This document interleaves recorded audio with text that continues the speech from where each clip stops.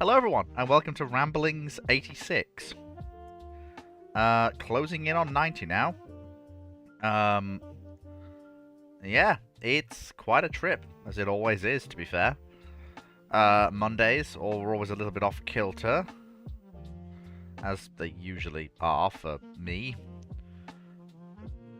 But that's the way it sometimes goes. But yeah, Ramblings 86. Time for questions, time for answers, time, hopefully, for everything to work as it should do.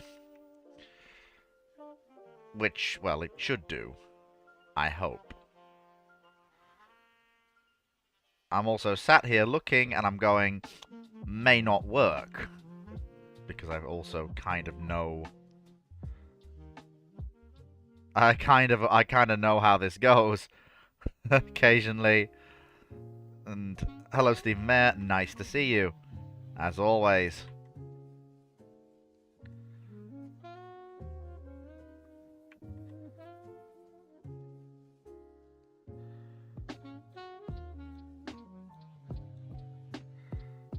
There we go.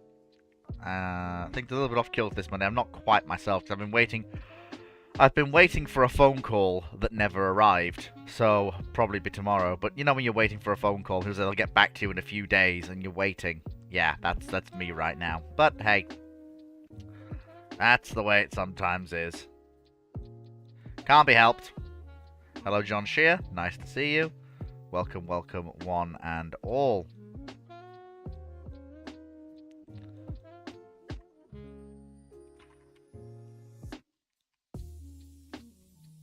There we go. Marvelous. Excellent. Fantastic. Excellent, excellent, excellent. So, I need to make sure everything's working as it should be. Since Ruinon's not here, I'm going to have to do the transferring of questions from the archive myself. Let me just check that StreamerBot is working. It should be. Yep, okay.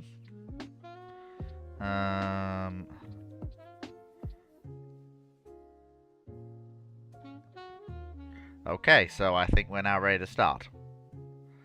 As we usually do.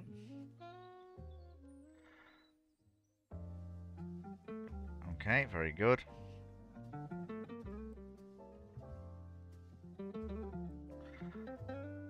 So we have some people on YouTube watching and some people in Discord. It's nice quiet ramblings this morning, so we should be able to keep up with the questions nice and easy. So, Typical Officer asks on Discord, Guten Tag, opinions on the early guided ground attack missile, the AMG-12 Bullpup. Do you think the World War II era Henschel 239 is equal or comparable to the early 1960s Bullpup because of the Bullpup's terrible performance in Vietnam? No. Bullpup is a leagues better weapon than the World War II era Henschel 239. Ping plate. What? What? For ramblings. What? The ramblings ping went out as normal. There's nothing wrong with the ramblings ping, Foxo. That's working as designed. Everyone gets pings for ramblings. You haven't sent one out. I have. I use the theatre at sea. I use the stage ping. It lets everyone know ramblings is starting. In the Discord. No, I don't. Yeah, because you were already in. You were already in the stage. So you weren't notified because you were already here.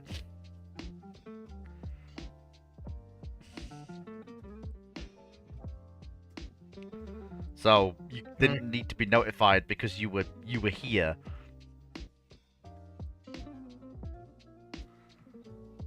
But I will send out... Yeah, Timu said they only got the Patreon and the YouTube, not the Discord ping. Well, yeah, Timu, you would have gotten a ping on Discord. It's not a normal ping, it's a ping that comes from the stage. It lets everyone in the server know that there's a stage event going on. Like it used to in the dry dock before the feature was disabled. Guten Tag. Hello. Hello. I didn't get a ping. Yeah. That should have worked. I said, we'll let everyone know. Timu hadn't got a ping, I didn't get a ping. Well, James didn't get a ping. Well, that's a flaw on Discord side then, because it said we'll ping everyone, let them know it's starting, and apparently it didn't. I'll have to have a look at Right, that later. so I'm just looking it up. Setting a server to where you want to get notification. We don't get notifications for every message, also disables that. Well, that would, explain a lot, and you people wonder why I used to ping everybody. This is why, because you people do this, and you decide to not get pinged for servers you're in, which I do not fucking understand. No. It disables it when you only get pinged for your username and your role. So you know how you can set it so on some servers you get a ping for every message? Oh, that's so stupid. That's so daft. That's so daft. No wonder my audience has slackened off. That would explain that would explain a lot. Thank you, Foxo. I mean, Thank you. I had no idea. Well, there you are. Foxo saves the day yet again. to be fair, you also have to go into channels and roles to actually get stuff to ping up. True. I mean, I already had them on there, but I redid it. But even still, I didn't get anything, so...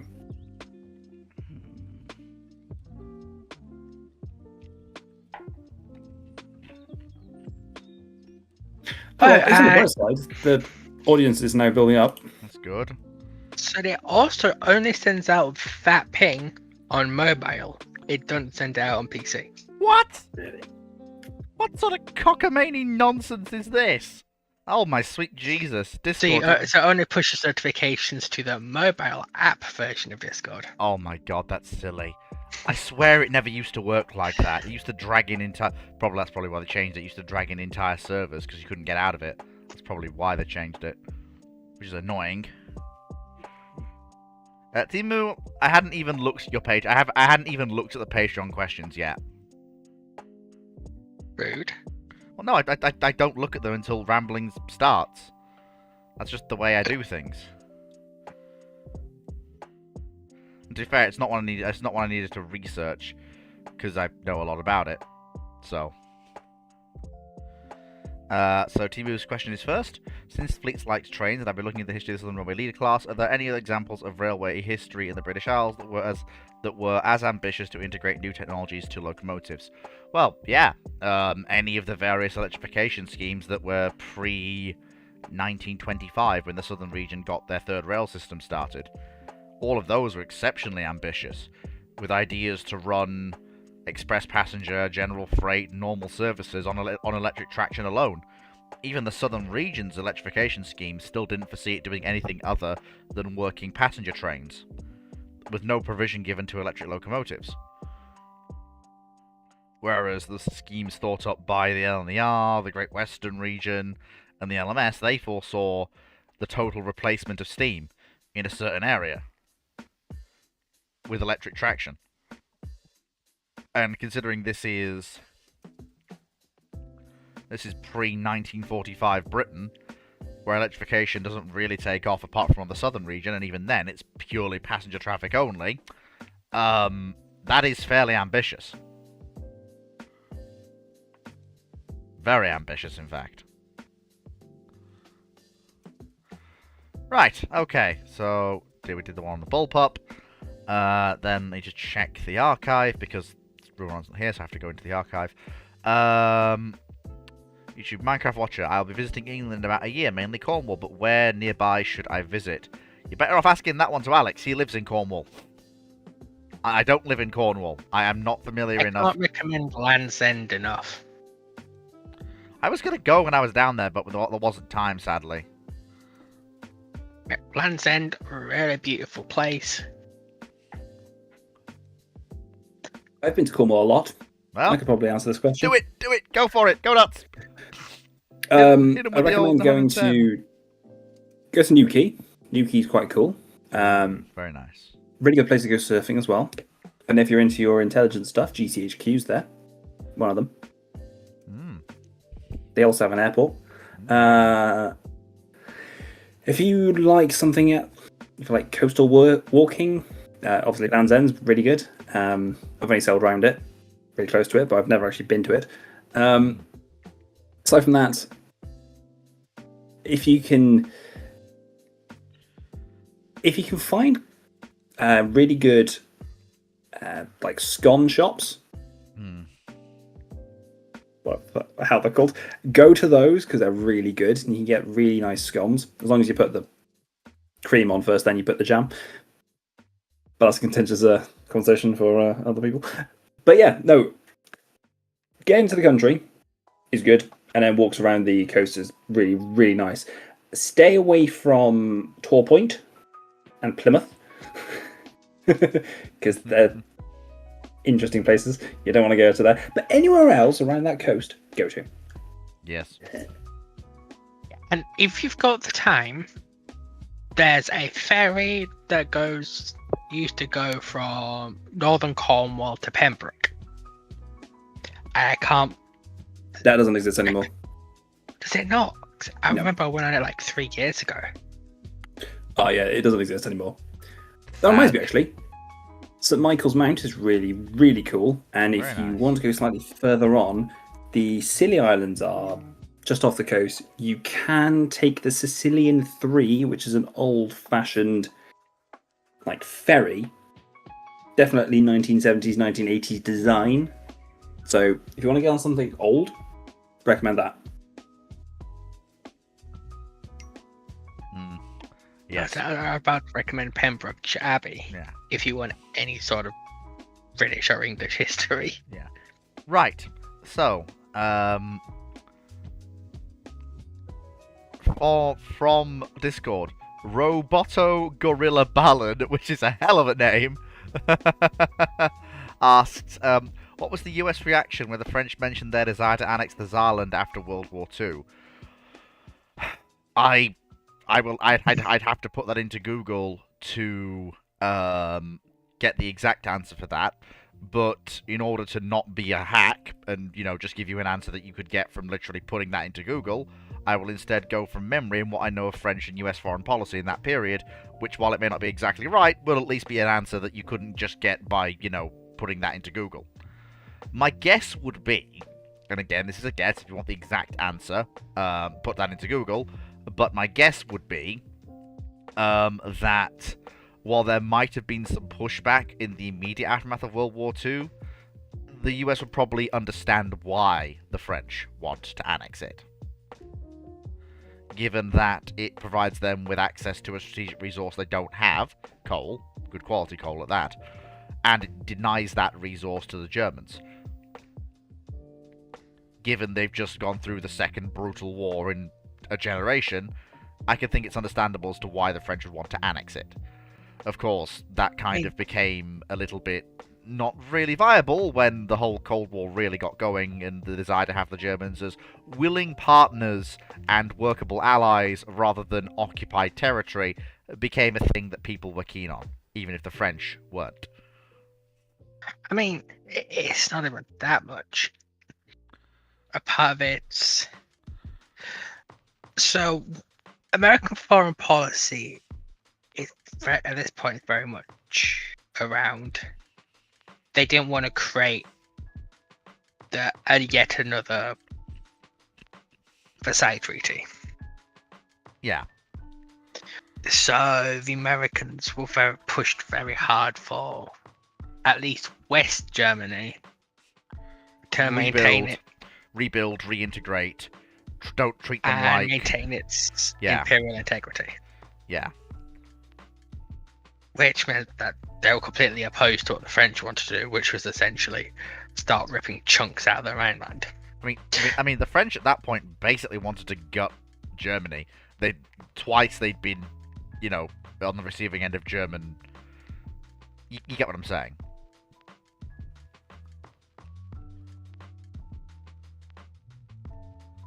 Yeah, and Germany has this sort of plan to.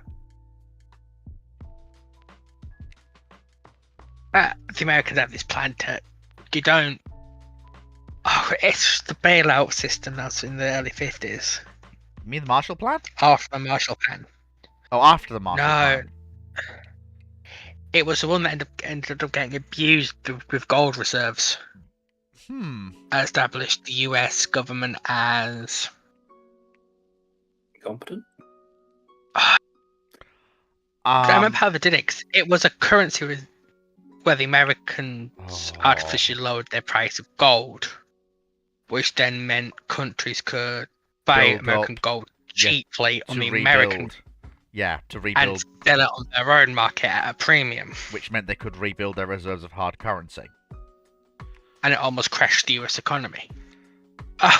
Which I mean, credit to, talk about taking one for the team. It was unintentional. I mean, I get that part was unintentional, but the fact they even did it, talk about taking one for the team, boys. Where's that spirit And, nowadays? I can't remember if it was a specific economic system. I can't remember what it's called now. But it's really important to Europe getting its feet back in the game. Yeah. Industrially. Indeed. Right. So, I can't remember. Knight6831 from YouTube asks, would I be correct to think if the British are building ships like the Contra Torpillier, they'd be small 6-inch gun-like cruisers? No, they wouldn't. If you're talking about something like a Contra Torpillier, well, if it's some of the larger ones, the Leanders and the Arethuses are right there. But if it's some of the smaller ones, you're basically looking at a tribal, but embiggened. Basically. Tribal with an extra torpedo tube. Yeah, basically. Battle XL. Yeah. Typical gunnery officer asks, what if the design of the Lexington battlecruiser is finished earlier than IRL, and they have already built 4 unfinished hulls before the treaty, and the Colorados were laid down? The treaty would then allow 2 Lexingtons to be battlecruisers as designed, and the other 2 as carriers. What role will the 2 Lexington-class battlecruisers have in the future? There's a problem with this, because if they have to have the hulls at a point where you're calling them unfinished hulls, both before the treaty and before the Colorados are laid down, for that to be the case, you're talking about these 4 ships being finished before the treaty is even finalized. And they won't look like the Lexingtons as we know them. They'll probably be ships with 14-inch guns, because their design lineage would have been begun in the period where if the US is going for a battle cruiser, it's going to be a ship with 14-inch guns, because there's still that restriction from SECNAV that the gun to be used on US capital ships is the 14-inch 50, not anything bigger. Now, they'll probably still follow a similar design process. Do you mean Second London? 'Cause that's not happened yet. No, he must mean Washington. And thing is, I'm looking at the timeline this question says, in order for this to be a thing, they have to basically either be built alongside or take the slots of one of the last 2 generations of 14-inch standards before the Colorados. For them to be unfinished hulls before the Colorados are laid down, they have to be begun in either one of those 2 slots. And there's no way they're not finished before the treaty. Because if they're in construction before the Colorados are laid down, and some of the Colorados are finished by the time the treaty is, being signed and negotiated, there's no way all 4 of them aren't finished, and they're not going to hold 2 hulls back to be converted into carriers. They're going to want a full squadron of battle cruisers if they're building a full squadron.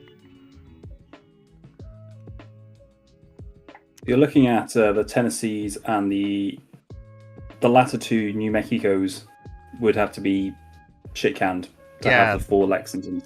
Yeah, you're basically looking at instead of building the last 2 generations of 14-inch standard, you've got 2 sets of. Well, no, you've got 1 set of when it's just the first 2 Lexingtons, and then the second set they build some battleships as well. And as James says, they then can some of the others that year to build the other 2 Lexingtons, which has the interesting paradigm of giving the US a fast wing, which is probably good. And then they probably build the 4 Colorados, or try to. They probably will still only get the 3. But it's worth bearing in mind what these Lexingtons will look like is they won't be they probably won't be these monstrous ships that we know them as in terms of raw size. They'll be powerful ships, but you're probably looking at them carrying 8 14-inch guns in 4 twins, and their armor is still going to be weak. Whether or not they break 30 knots, I'm not sure, but they might. Given they're built earlier, it's probably likely that the US might go for 28 to 30 knots, given they're not designing and building them with World War I in mind. They're being built with... Actually, let me just check when those last 2 14-inch standard class battleships are begun, because that will inform me when the design process starts. So, lay down 1917 and 1916 respectively. So Tennessee was 14th of May 1917, California was 25th of October 1916. Right. So the Tennessee... If you want to talk... Yeah, so Tennessee's and New Mexico's. So the last 2 New Mexicos were April 1915 and January 1915. Yeah. New Mexico, on the other hand, is October 1915. Yeah. So, given that, they're not going to have the experiences of what's... They'll have some knowledge from the naval attaches of what's happened so far, but Jutland hasn't happened yet. And even then, as we see from what the US actually takes from World War I, in terms of what they want their battle cruisers to do, they don't build based on war experience, they build based on what they think they need. So I think you're likely to see... It's basically a Lexington run through the printer at minus 25% size. So instead of 16s, it's got 14s. Instead of 14s. Pardon, Foxo? Why would they have 14s? Because this is the period of naval history where SECNAV is demanding all US new capital ships have 14s. It's not till the Colorados are laid down that the SECNAV who demands this is replaced. And if he's... Don't forget the... John, finish off. And if he's still there and the question hasn't said he's replaced, any new US capital ship will have 14-inch guns. Because as far as he's concerned, anything bigger is not needed, and is a waste of money. Okay. And to add to that, don't forget that the first Colorado to actually be laid down was in April 1917. So if you're laying these Lexingtons down before that point, they're going to have to be 14s. Yeah. Because I don't see any way of getting the 16s in before that point. I don't think that they had I don't think the gun was ready for 1917. I would say it's like 1918 at least before they start getting them ready. Or started testing them. Oh no, that's the horrible thing. The 16s are ready in August 1914.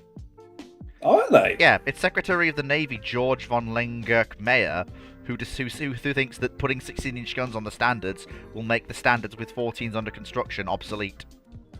All right then.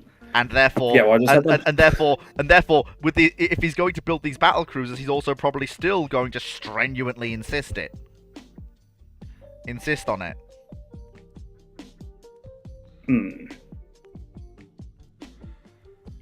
But the Colorados will probably still have the 816s, and maybe, given when we're talking about, possibly the last pair of... If the Lexingtons are built in different yards to the Tennessees, the first pair. So the first pair will be built alongside the New Mexicos. I'm just gonna say alongside. I know. Let's throw the US a bone here. So and I'm gonna assume that they're started later than their battleship counterparts. So you know what, Foxo? Given when the Tennessees are laid down, the second pair of Lexingtons might be built to a revised design with 16s. It might end up being 2 Lexingtons and 2 Lexingtons, if that makes sense. So 2 Lexingtons that are mini ones, and then 2 Lexingtons that are as we know them, with 16s.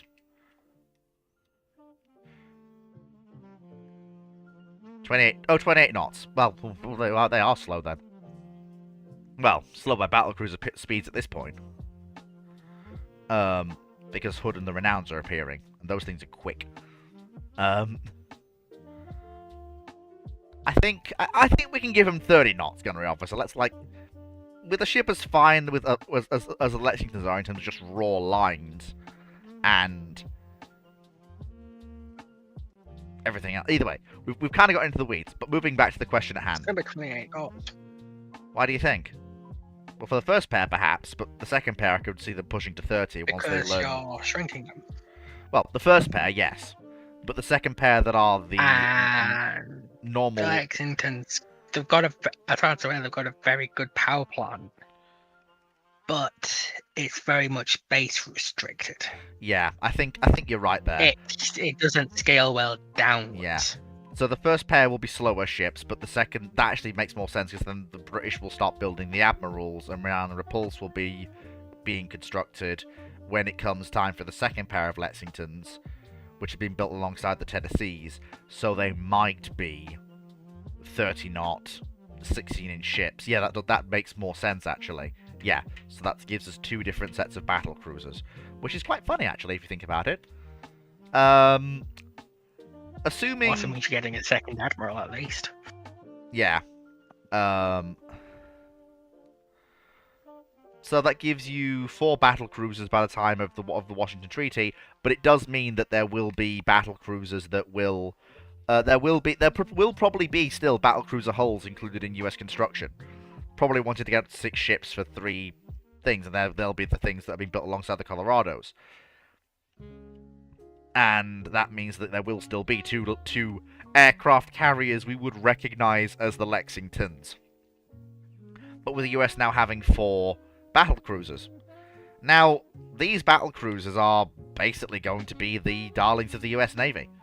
The standards are the Hammer, but the 4 battle cruisers are basically the the standards are the Anvil, and the battle cruisers are the Hammer that's going to smash the enemy into that anvil. I mean, Right up until the Americans see what happens at Jutland. even then, And then they're going to go, we made a massive mistake well, here. no, actually, the British saw what happened at the Americans saw what happened at Jutland and built the Lexingtons the way they were going to be built anyway. As far as the US were concerned, the British, Fleet, remember that the poly-armored Lexingtons that Fragile built are the post-Jutland modified designs. Yeah, that's gonna be weird. They get their subdivision increased and get their armor backing increased. Yeah, that's gonna be. Well, the first pair are gonna be the pair with 14-inch guns. The pair with 14. Yeah, the pair with 14-inch guns are gonna come out horribly. You better believe there's gonna be a halt on work on the pair with 16s while they're radically redesigned. Like, stop the press. Teachers, they don't have the volume as battle cruisers. Oh no. Redesigned. So we've got because of the power plant. So we've got 4 glass cannons then that can't really fight anything worth it. Oh, so wonderful. as the British are moving towards the fast battleship, no. the Americans have reinvented the Invincibles.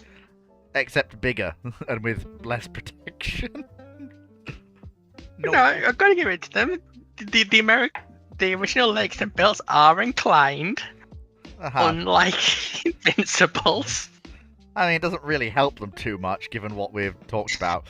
But I mean, having keep our 8-inch guns at least. Having 4 fast units is going to be useful though in the interwar period, along with the 2 carriers as well. That means you can put a pair of battle cruisers with each of the 2 Lexington class of the battle cruiser conversion carriers, which will be good, because that means they'll have. Each of the carriers will be able to have a fast capital ship with it as escort, and hey, they might not even need to give them 8-inch guns. But then again, they still might. Can I ask you a question? Yes. Why have you dropped 2 of them down their 14-inch to 14-inch guns? Because they're being laid down at a time when the SecNav is in place. When are you laying them down? These ones will be the ones that are laid down alongside the New Mexicos. So still in the period where the SecNav. Which year? 1915. Which year? 15 for the ones with the New Mexicos. The pair. 16. Yeah, for the pair with the New Mexicos. When that SecNav's still in place, demanding 14-inch guns on all US capital ships. The The second pair in 1916, he can probably be bullied aside by the board, as he was bullied aside for the Colorados. But for the first pair, I think he's going to get his way. Colorados are laid down in 1917. This is the problem. You're a year out with him when he's bullied aside. Well, for battleships, yes, but for the second pair of Lexingtons... No, in gonna nicest be way, the he's not going to lose the point. battle for battle cruisers either. Because he's going to go class continuity, and also because of the way the US orders their stuff. It's weird. You have to remember it has to go through two stages. Not just you've got the Navy budget and the Secretary of State Navy can work out how to spend it. It's this is what is appropriated by this is what's agreed by the Senate, and then this is what's approved by the Senate in terms of paid for. If they have funded 14-inch battle cruisers, you get 14-inch battle cruisers. Well, yes, I know If they that. funded 16-inch battleships, you get 16. So, in the nicest way, in the political terms, in 1916, the Senate doesn't support being bullied aside. So they would still be still be 14-inch gun ships. Well, either way, that's fine. It's okay. So all 4 are 14s. That's fine. Doesn't really matter either way. Doesn't really change the Doesn't really change what we're. Which means, it does, because it means they're 12 14-inch gun ships. And I don't think they're 12 14-inch gun ships. They're probably 8 14-inch gun ships. No, because 12. what's the battleship they're going to be based off? Well, I don't think they're going to be based off the standards. I think they're going to be a new design. Well, that's what they were with the Colorados. They were based off the Colorados. They took the Colorado design, turned it into a battlecruiser. That's why they have the 816s. I mean, The Tennessees have 12 14s. That's what they do with them. I mean, I suppose I was more thinking in terms of cost cutting because they'd want to keep the cost down of these new battle cruisers. No, Fleet, you're thinking like a British officer and a British government.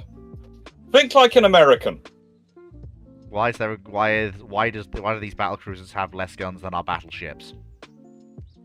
Yes. I mean that's going to give Yeah, them give me the that's guns. I mean that's going to give them a decent broadside against anything they're likely to face. So there is that.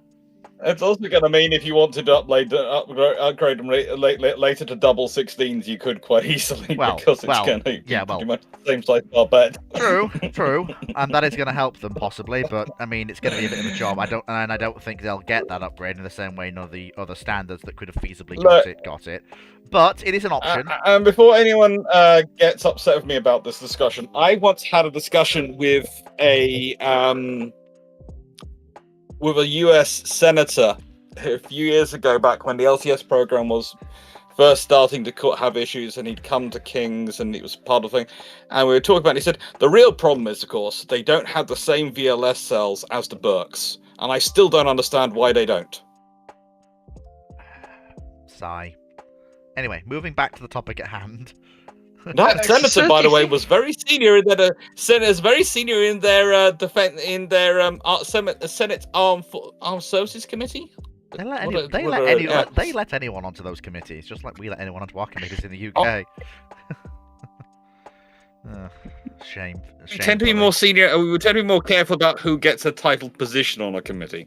True. But anyway, back to the question at hand, because we'll have to deal with the... So, we have 4 ships with 12 14-inch guns. Level durability. And then we've got... And then we've got two carriers as well.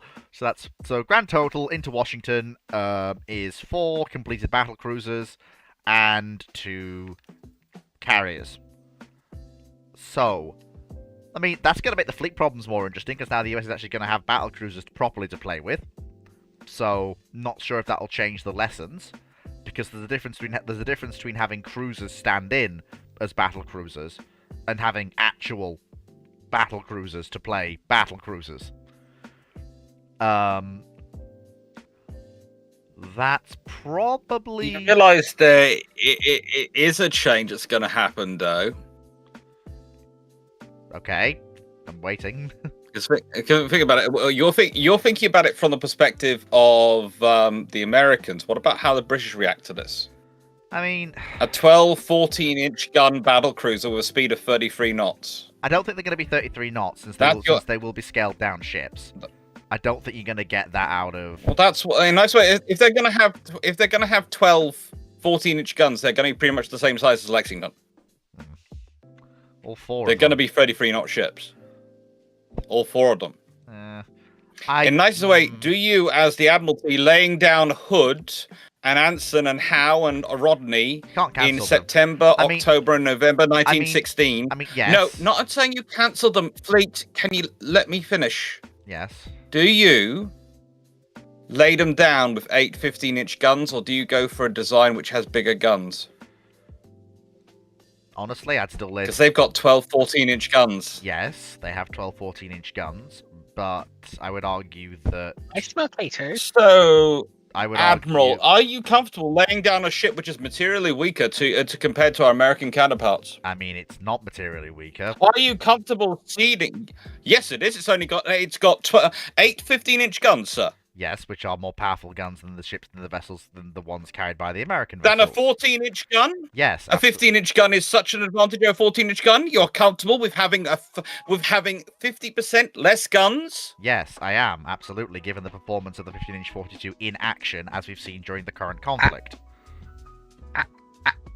Actually, you're forgetting something. The speed of 32 knots versus a 33-knot vessel? You're happy with this? Unless the Honourable Member for Parliament wants us to not be able to have 4 battle cruisers to counter these American vessels, and wants us to go back and redesign them again, and wants us to wait another 4 years for these ships, I politely suggest he sits down. Because that's the You're only fired other now, option. Fleet. That's the only other option. Fire. You're talking about a government. No, Fleet. You're talking about a government which actually fired Jellicoe not because he was giving false news, because he wasn't giving the correct news positively enough. What are they going to do to an admiral who's announcing Britain is now a second-class naval power, as far as the press are concerned? You see, it's an act of monumental stupidity and short-sightedness. It's ridiculous. When has that ever stopped a politician? True. Yeah, so, right. How I see it, Fleet, is you're probably going to get the admirals as the admirals. Yes. But you're also going to no, get you're an probably gonna admiral get them- successor. You're going to get the admirals probably with twin 16.5-inch guns, because that's something they can do quite quickly. I don't know if they can rework So they the design. they will up. If They can scale them up to 16.5. It's going to be interesting. It's going to be interesting, but considering that also gives them time to break the design down a bit and add in some more of Lessons of Jutland in there. I suppose. But doesn't that... So they'll probably be delayed being laid down by about 4 months. Well, Because the reason I say they finished the admirals is because they've already got the admirals building. And the admirals Well, have a position admirals- in the fleet of replacing the Invincibles.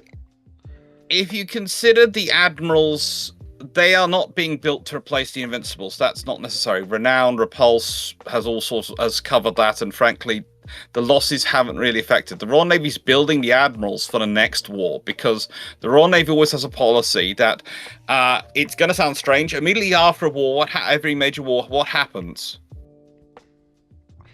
Governments cut spending. So the Royal Navy tends to, towards the end of a war, i.e. towards the end of World War I, towards the end of World War II, towards the end of the Napoleonic Wars, they start banking ships which are going to see them through those lean years. The admirals, being laid down in 1916, no one in 1916 actually thinks the war's going to last till 1918, but there's no way they're going to be completed in less than 2 or 3 years, are they? So there's no way they're going to be completed in time for the war.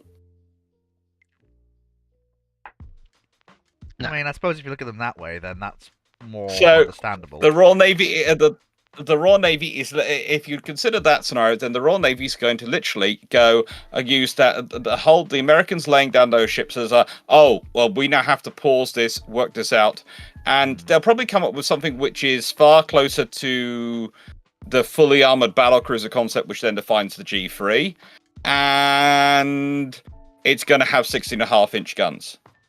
Which is what they were also looking at for the G3, as they got those guns, and it would they probably have 8 of them and be about 33-knot ships. Because again, if you're going, well, we've got 8 16.5-inch guns, they've got 12 14-inch guns. Yeah. It's that the only issue you can see with that is the design studies for those. Don't they come after 1918? And that's a design study.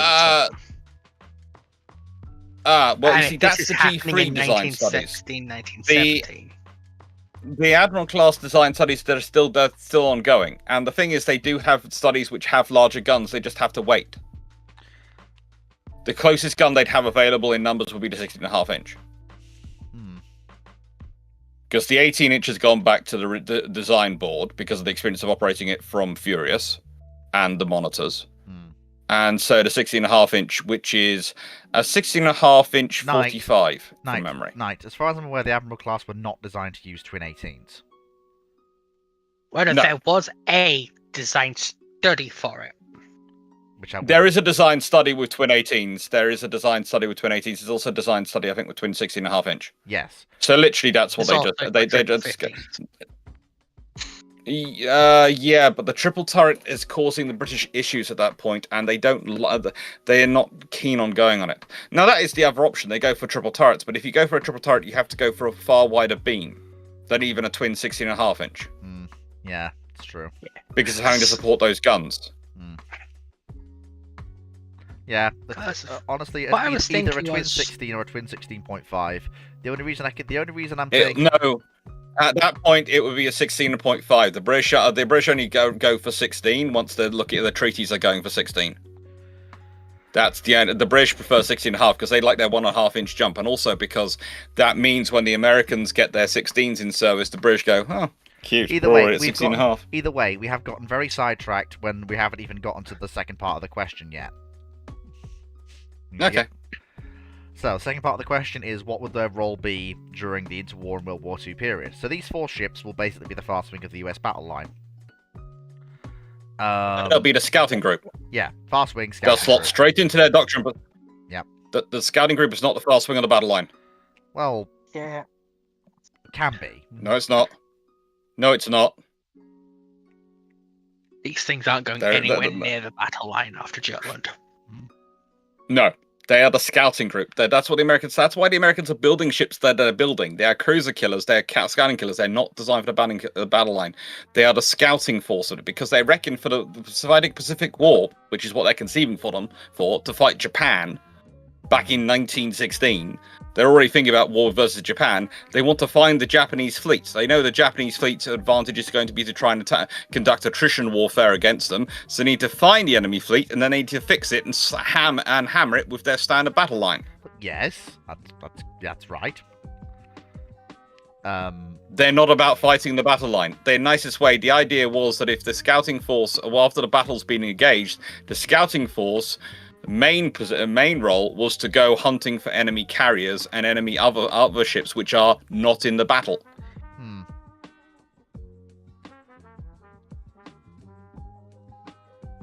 Makes sense. You send these things anywhere near the battle line, they go pop. They are. Well, let's consider it. The Lexington class, even with 16-inch guns, were designed with thickest armor plate was 7 inches on the belt and 11 inches on the turret face and 9 inches on the the high risk part of their barbettes. Yeah, I mean, the big thing I want to talk about here is World War II. Are they first in line for rebuilds during the interwar period? I think they would be. Because they're going to be working on the carriers. Yeah, which that's both a blessing and a curse, because it's going to mean they're going to be active when war starts rather than being dragged in for rebuilds at that point. But it's also going to mean they're probably going to be at Pearl Harbor. Well, some of them might be. Depends on what the carrier strength of the USN is by Pearl Harbor, because they'll have the two. I can't see any reason they'd change. They'll be off of the carriers. Yeah. Well, they'd be off of the carriers, so they wouldn't be at Pearl Harbor. Yeah, because there'd be 4 carriers by that point. There'd be so there'll be one. Rangers. There'll be one with each of the carriers. Yeah. So they won't be. So they won't be at Pearl, which is that's going to make things interesting. Because that means there's going to be fast escorts for the entire war. Although I don't know whether they're going to see any action in and around the Solomons Canal. Probably not. They'll probably be kept with the carriers for the entire Oh. war. So with the carriers, they'll be essential protectors for the carriers. There'll be interesting thing will be them at Midway, because they'd be a lot of extra firepower with Yorktown. Oh yeah. A lot of extra. But the Although main, this is- the thing you've got to remember also is we are talking about roughly 40,000-ton ships. Yeah. So this is going to have had an impact on if you've got, in nice way, 4 admirals and 4 of these. The Washington Naval Treaty is going to probably be 16.5-inch guns if the admirals are the largest guns in service. I think they're probably going to which they show. probably would be. Well, 17's probably more likely because no one else moves in. They half might have made it inches. 17, Yeah, no one else moves in half inches. but no so- one else. So Yeah, but that's going to be interesting. But also, there's going to be the fact that then you're going to have 8 ships in the world which are all over 40,000 tons. So, is your treaty limit going to be 35,000 tons? no, it's going to be 40. Because the whole point. Yeah, Because the whole which point is going to make- Yeah. Just But I It's- heard. it- God, sorry. God, right. Because of the Yeah. delay. sorry. God. Oh, curse the And internet. the really fun thing is going to be the British have 4 16-inch gunships. So the Americans are going to want to have all 4 Colorados come into service. Yeah. Which means that the Japanese So are going what's to the demand stats? 2. Yeah, the Japanese are going to demand 2.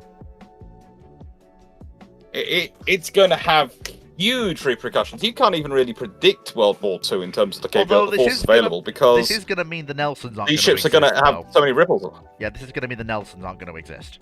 Because the British have already got their, these are our 16.5-inch ships. These are our treaty ships, Yeah, that is the case. But but that means also that means also that the British start laying down their new build ships about the same time as the Americans do historically.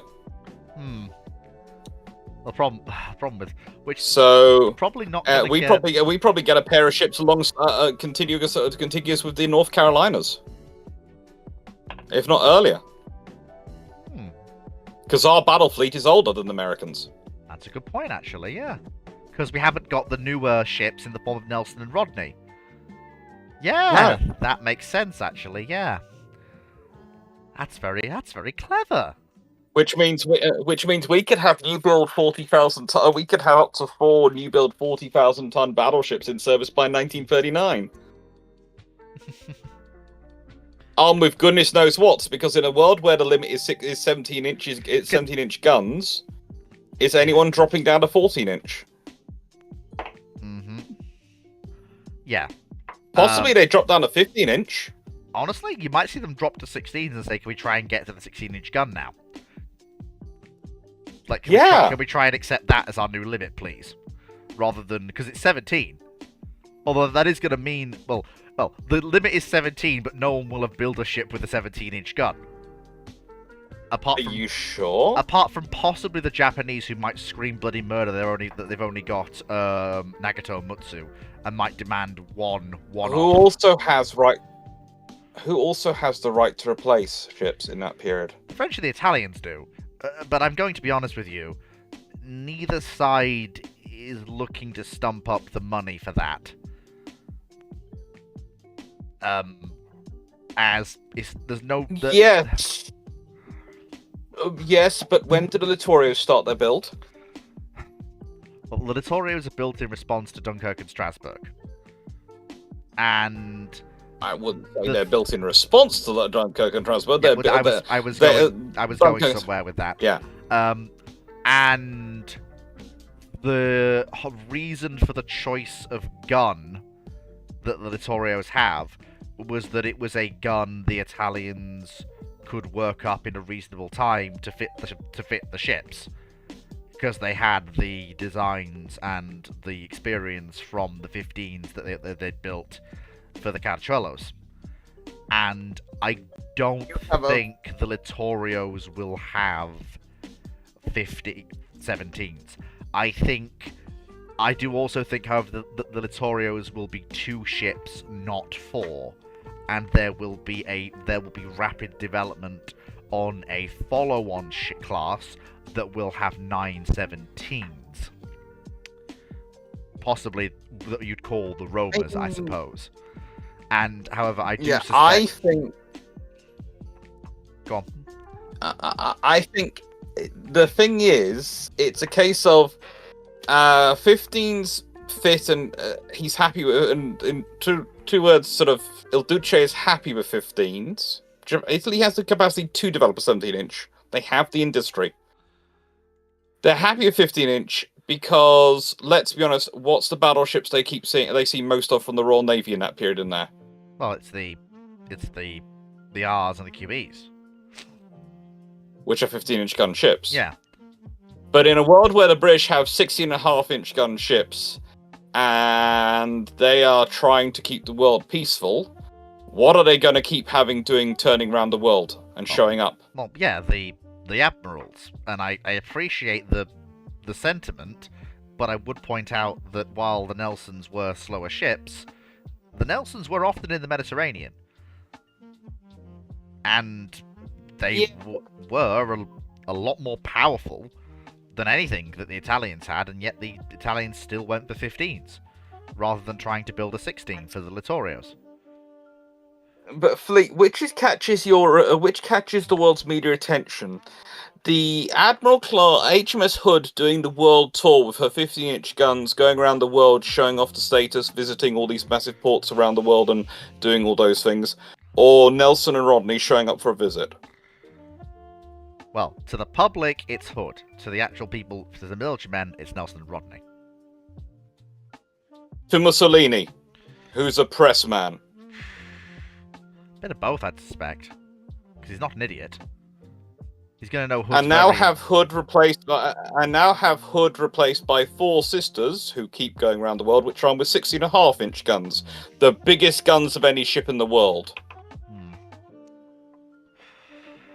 I still maintain that owing to the development time you would need for a 17-inch gun, that while Il Duce will be screaming about 17-inch guns, his naval staff will go, there's either you wait and you don't get your first pair of battleships until 1942, or you let us build you a pair of ships with 15-inch guns, which you can have by 1940, and then your second pair of ships will have the 17-inch guns you want. Because that's his choice. Doesn't that depend on when you start the gun research? As you correctly point out, there is to extent the 15-inch guns are chosen in relation to the Dunkirk, so the gun they can get most quickly that's bigger than them, and its 15-inch fits with their system because of the time they start developing it. But if 17-inch is the limit, and these ships are going around showing off the world, and he's being shown up, and in his mind, and he does feel he has to compensate. Let's put it this way: Mussolini is literally the guy who walks into a car dealership and asks which car has the biggest bonnet. I mean, I don't want to put it quite that bad, but that literally is his methodology of running a government. At that point, then, I don't think you do see the Littorios at all. In fact, I don't even think you see the Dunkirks at all. And the reason I say that is because I think at that point the Italians might take their early rebuild option. The money might be found that's what I was thinking. in the 20s for a pair of ships, which is then going to kick the French into using their early build options, because remember there was the whole standing agreement, you don't build, I don't build. That was sort of the backroom handshake under the table agreement the Italians and the French had. But that's going to go right out the window, because, well, to be fair, for both powers it kind of has to anyway. It's one thing to have these 12 and 13.4-inch armed ships for both sides that, against the other powers, given where they are and what you might potentially see from the other powers, you can provide enough of a threat that you are not a walkover. That's no longer the case. The other big three can just walk over your navies now. So there has to be a building program in the 20s. Oh, yeah. There is no choice. But I think we and that's going to cause a complication when it comes to the 1930s London Naval Treaties. Because then everyone like, oh, these are the new 17-inch ships the Italians and the French have built. Right. And there's the 17-inch ship the Japanese have. Yeah. Right, so next we need to move on and get through the questions, because we spent a long time on that one. You should Minecraft Watcher asks, what if the USN in 1908 was given effectively a bottomless budget? How quickly would the USN grow, and how long before they end up in a dreadnought race? Well, first of all, by 1908, the US is already in the naval races. It's in the it's in the qualitative side of them, but it's still in the naval races. And also, the problem with giving them a bottomless budget means we have no idea how they'll spend it. I mean, quite literally, if you give a navy that much money, there's no real way to know how they're going to allocate it, because you can't rationalize the thought process of the people in charge, because they're not having to make the calculations of, I have X amount of money, what am I going to spend it on? Because now they have unlimited money. This is the problem with these unlimited funding questions. You remove the rational thought procedure from spending allocation and make it very difficult to actually think about what they might procure, because they could procure everything, or they could procure nothing. It's you get what I'm saying, Alex, right? You get what I'm saying. It's very difficult. Yeah, I do. It's like, I was going to give an example. If the Royal Navy has unlimited budget, then they get 8 dreadnoughts and 8 of every single generation of dreadnought they order, and probably 8 battle cruisers in a set. Yeah, and because they order a squad, they order them by the squadron. Yeah, and all the cruisers they order them by as well, and everything else. Yeah, and all the destroyers and everything. And in nicest way, the Germans are just looking at it going, you killed us already. You don't need to do this. This is taking it a bit too far. Same thing with this question. It's like, well, does the US have battle cruisers? Do they build modern cruisers? Yes. What do they look like? What do US destroyers look like? What do US submarines look like? How quickly do they adopt? Basically, the answer to all that is yes, because if you have an infinite budget, then what happens is someone turns up shouting for something, and you just give them money to tell them to bog off. Yes. And let's be honest, if the Royal Navy tomorrow announced that it had an infinite budget, you and I would both be walking down to the Ministry of Defence and going, "You should really put some money into this." Yes, we would. Yeah. Yeah. Just very quickly. Night. 17 inches make no sense. The British, Americans, and Japanese will go to 18, not 17. Well, Night, the reason the 17 inches in place is because the limit is... The British have a 16.5-inch ship. At that point, you won't go... The whole thing with the limits on Washington... It's the same as with the 8-inch gun limit. The British had a 7.5-inch gun, so they went for an 8-inch gun limit. No one likes the 8-inch gun, but This is the thing. The limit on guns was rounded up, but the plan with tonnage was that overall tonnage of ships was supposed to come down in terms of individual unit. So yes, you can put 16-inch guns on a ship, but it can only be 35,000 tons. Yes, you can have 8-inch guns on a ship, but it can only be 10,000 tons. And that was the whole thing. Yeah. They basically made a whole generation of sledgehammers, with walnuts armed with sledgehammers. Mm-hmm. Basically. Admiral Wellesley asks, had the man we know as Admiral Isokoro Yamamoto lost another finger during the Battle of Tsushima and was then removed from the Navy, how might this change naval history? Would it change IJN policies during the interwar period? Do you think it would affect how the Japanese government acted? I am not enough of an expert on Japan to even have a crack at this one. That is a... Yamamoto is a so one figure. of the key yeah, he's a figure. The easy answer to say is yes, he's one of the key personalities, but you have to remember, for most of that period, in terms of government policy, Mitsumasa Yonai is a far more bigger player. Yamamoto is a big player in terms of planning the Navy. Mitsumasa Yonai is a big player in terms of actually the politics of the Navy and the politics of the government. I would say they'd be hunting for someone else like Isoroku Yamamoto. And I would say they would probably find someone, because the trouble is, the IJN has a lot of very good, what I call rules officers. They're officers who literally won't do anything wrong because they follow the rules. They'll do exactly what they're told, no more, no less. But you need to balance those with adaptive officers who will try and see the space between the rules and will try and create things. And the trouble is that they always have a shortage of adaptive officers. We always have a shortage of adaptive officers because, honestly, it's safe for your career if you follow the rules. It's safe for your career if you just you do no more than's asked, you do exactly what's asked and exactly the way prescribed, and don't think about it too much. No one can fire you or execute you for following doctrine and following the rules. Yep. But if you break it, you have to succeed or you're going to die.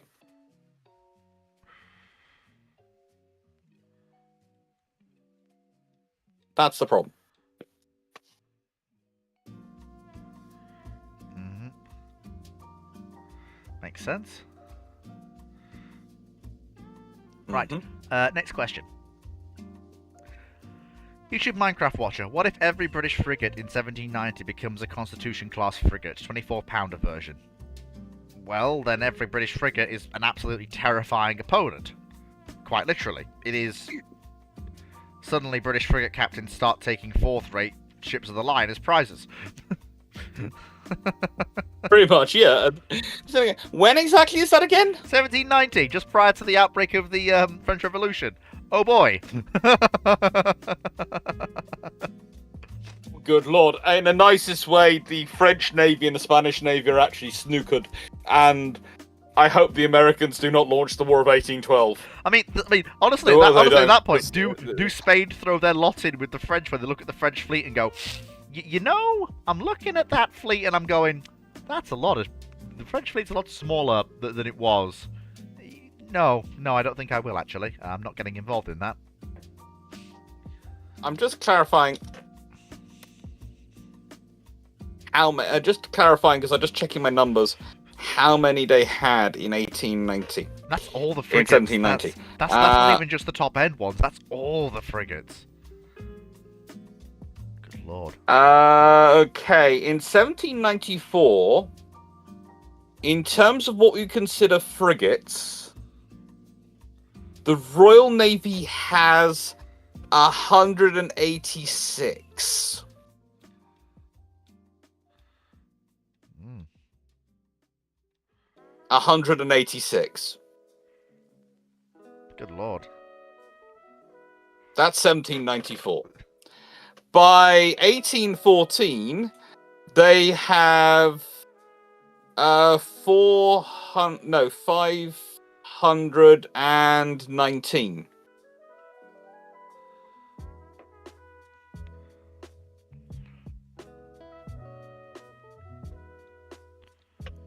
So, what I'm basically saying here is you're taking a Royal Navy, which on average, we're talking about these ships, they usually, quite a lot of them have 16 guns.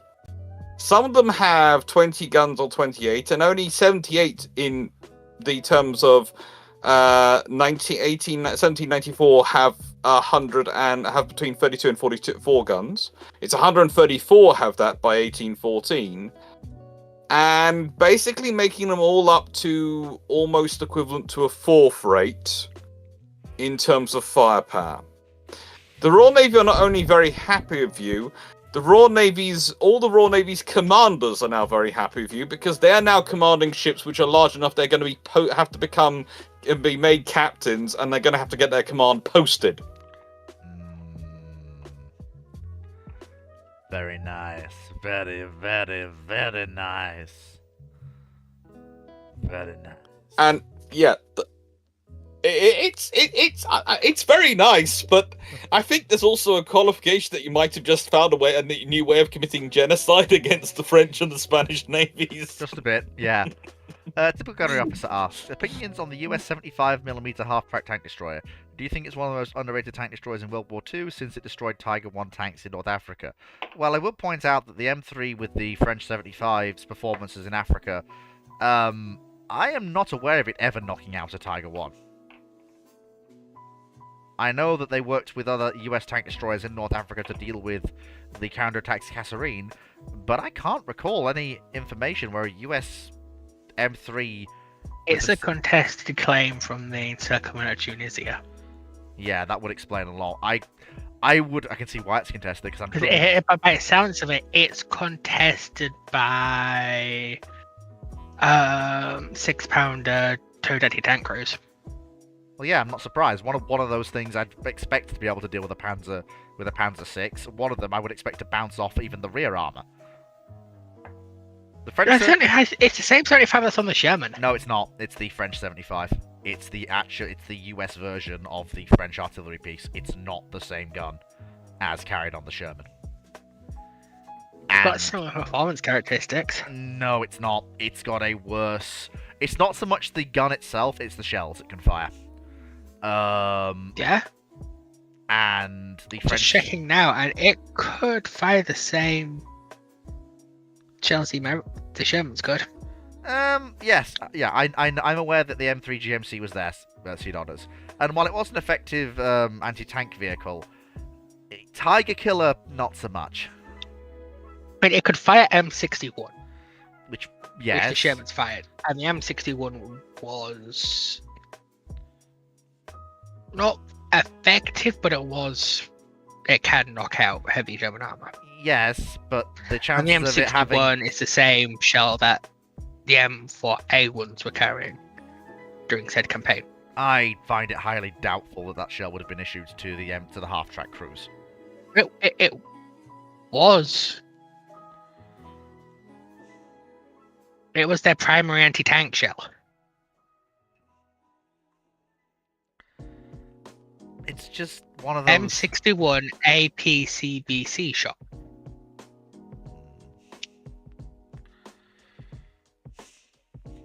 And we know the M3 gun on the Sherman. That round could be effective at close ranges. Yes, I know. The problem is, it's one thing to get a Sherman close into a Tiger, it's another thing to try and get a half-track close into a Tiger. Whereas a 6-pounder can kill it over range. It's the reason why the US adopted an M3 carrying a 6-pounder. Rather than the M3 carrying a 75. It's unlikely. It's a contested claim, but it's still perfectly possible. They have to get to very close range, is what I'm seeing, and very close range is measured in yards. Yeah, and not a lot of them. Yeah. It's just not something that the M3 can do. A group of Shermans operating against a Tiger can absolutely blind the thing, and then confuse it, and then actually coordinate to kill it. But a group of M3s is not going to have, A, the stores of Willie Pete, nor the ability to maneuver in a way a Sherman can. Turning on the spot's no joke. Yeah. Whereas, if you're saying the reason the claim's contested is because there are 6-pounders, or... Wait, God, are they 6-pounders, or are they the American copy of the 6-pounder? It's, from what I've had, it's the Battle of Tunisia. So it's British 6-pounders on the American cruise. Right, so at that point, I think I'm going to give that to the 6-pounder cruise. I consider it more likely. But it's possible for both, because both had issues knocking them out at long range. Well, yes, but 6-pounders have a better chance, whereas long range, the M3 is gonna struggle more. But I do think it's not underrated. I think it served. It served its purpose in North Africa, and then switched into the role of a quasi-artillery piece after that. It's better than nothing. It is. But once the M10 appears in numbers, there's literally no point to it existing as a tank destroyer. Yeah. But given how it entered service before the M10's off the drawing board, it serves well before the M10 comes in. Yes. Although arguably the much better, although arguably it serves the better. Fuck! I can't speak. Use your words. The versions of the M3 What's half-track that got the 6-pounder were... Better. Yes. Because those things actually could knock out pretty much any German tank frontally from a decent range. Including the Tiger. Because the 6-pounder... The 6-pounder does not care that you're a Tiger. The 6-pounder is going to kill you anyway. Yeah.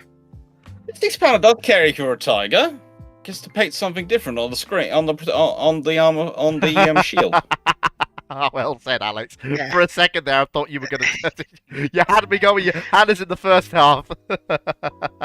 And you've got to remember that if you're anything bigger than a Tiger or a Panther, the 6-pounder gun crew just call their big brother, and their big brother doesn't care. Well, the thing is, if you're a Panther, you better hope that you're literally pointed straight at the 6-pounder. If you're even slightly angled, they're going to go, ooh, side armor. Go The right issue is- through it. The issue is, it's actually the 6-pounder really didn't like sheer angles Yeah, because of its high velocity. yeah. And that is a problem. But you know what I mean, though? The Panther gets its decent mobility from the fact that it has side armor that's not what I'd call the most protection in the world. Yeah. Even the But Sherman as for the side armor is M3, better.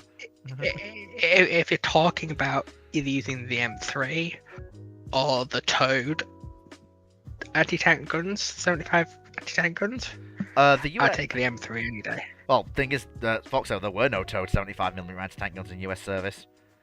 Before the M1 comes in, there's the dual-purpose copy of the French 75, which was used more as an artillery piece, and there is the 37. That's what's good about. Yeah, the Because that got an 37. armor piercing. The 75 Toad anti-tank No, did get. there was no Foxo. His thing, there was no 75 Toad anti-tank. There was the artillery piece. Yeah, but the certain. that could- Yeah, the artillery piece could pull dual roll. It could, but it rarely Because it did. does like Katarine Pass. It could, but it rarely did. The actual anti-tank gun that the US forces were issued with was the 37.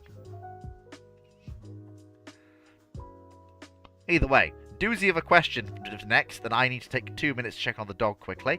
So I'm going to leave this question with you with the panel to have a nice long discussion about while I just quickly go and look after Doggo for a second.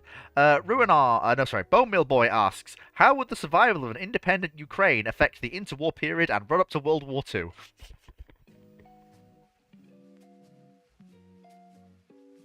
Oh, that's a hand grenade. I and a just half, feel isn't it? sorry for Ukraine. I feel sorry for Ukraine now. That means they get probably invaded at about the same time Poland does. It's worse. It's worse than that. Yeah. How do you think Eastern Poland in the 20s became Eastern Poland? Yeah. Because the Poles invaded Western Ukraine. I was stopped by the Red Army Yeah. after they defeated the Red Army on the Vistula. Yeah. So they get it from but- both sides. Yeah. That's fun. Okay, right then. Before we get too far into this absolute nightmare of a question. Good one, but nightmare of a question. Especially about our fearless leader here to direct us. How about this? There was an article published about, and I just looked it up and tracked down 6 months ago, which said what the US Army needs today is a modern half-track to fix its logistics and mobility issues. Discuss. Do we think we should bring back the half-track? Yes. Because they're cool. Do we need one? Well, according to this article, for someone writing for the US Army needs them. The next question is how reliable is the supposed guy? What's his qualities? Has he some like American version of a Vatnik? This particular person who wrote the article is a professor who apparently teaches with the US Army College. Or one of their colleges.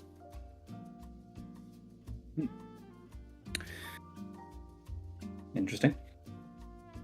I mean, I can sort of get where he's coming Having met some of my academic colleagues in the world, I never do rule out the possibility that they are maybe a little bit too focused on history and forgetting the modern world. I do love the fact that there's one colleague who still teaches in quite an eminent university in the UK that when you meet him, and if he asks you the time, he's actually you always have to remember that you have to give him the year as well because he's never quite sure which one it is.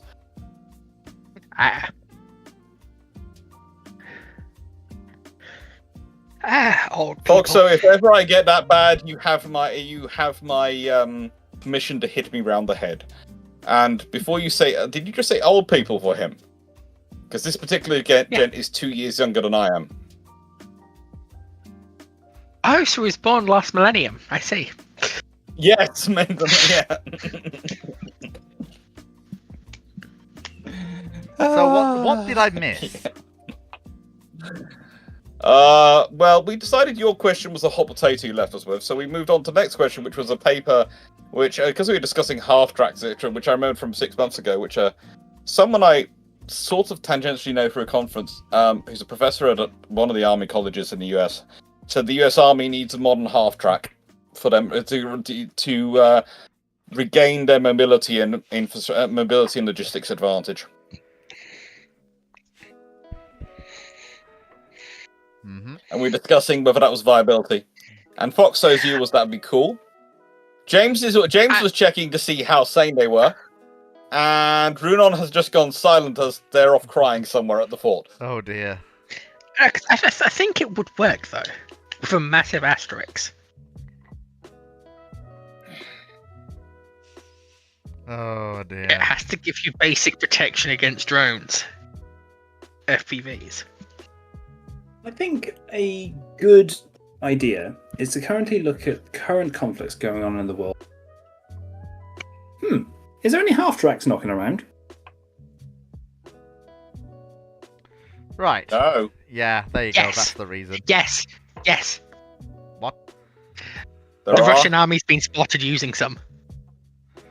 Right, okay, Sea Dodders, up you come. Well, for one, just because the Russians are using it doesn't mean it's a good idea. I have seen a picture of a sidecar motorbike where the sidecar is a bathtub. Does not mean it's a good idea. Yep. But secondly, it's You like, have got to kid me. I've just looked at the photo, but they really are using them. Carol. right, regardless of the half track, yes, granted, it is faster on road than a full track, and it is better off road than a wheeled vehicle.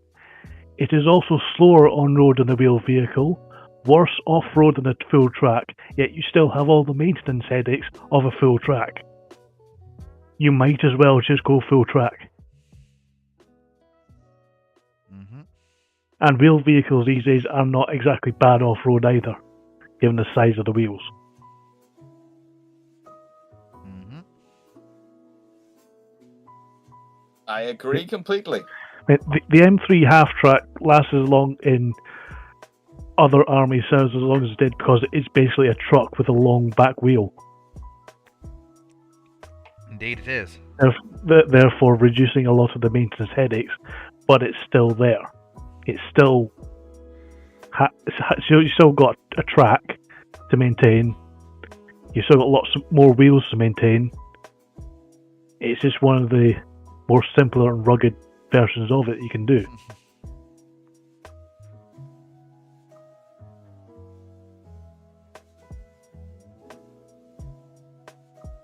Okay. There is one small other thing now. I'm currently looking through the whole stuff that is coming out from Ukraine, etc. Stuff. Is I've just realised something which I had momentarily forgotten, that they've put the Challenger tanks with their air assault forces.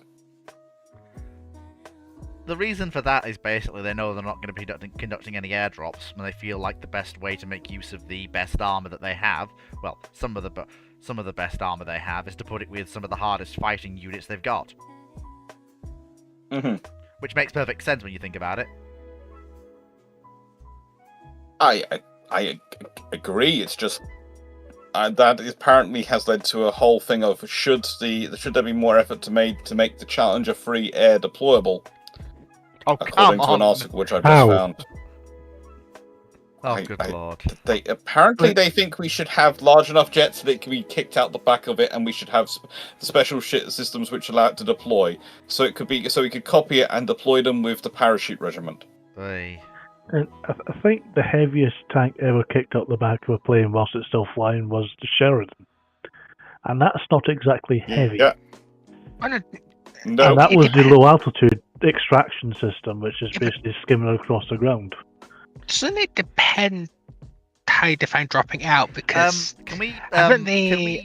airdropped Abrams? Can we? Can we wrap this particular tangent up? I would like to get through the actual questions people have asked. Half tracks are cool. It's Half tracks quite should come worrying. back. Anyway, Okay, moving. that's okay. I'm just now worried about people wanting to air deploy Challenger tanks. It's probably best not to think about it. Stand by for Titanfall. Just imagine Just imagine if you're an enemy trooper and you're looking up and that thing's coming down towards you. I've got Well, a the same picture on guy my that phone comes of with- something that related. I'm going to post it as soon as I find it. Yeah. Dr. Clark, before we go, do Yeah? you reckon that idea come from the same guy that came up with the... Sorry, James, I lost half the question. Sorry, do you reckon that the idea for air launching a Challenger 3 came from the same guy who thought that the US Army needs half-tracks? Oh no, one's British and is apparent. Well, actually, one's Scottish and one's American, so they are different. Right. So, Okay, it's meant to be a joke, never mind. Roboto. I know, but the thing is, I got a conference coming up with one of those. Apparently, I have to go. I'm going to meeting. I'm not sure if I should basically take something I can give them to chew on, so they don't try and chew on me. Found it. Roboto Gorillium asks, if you have a Tsar bomb and want to change history to the greatest extent at the least casualties, where do you drop it? Time frame limited 1800 to the year 2000. Well, I've got a few options I can think of.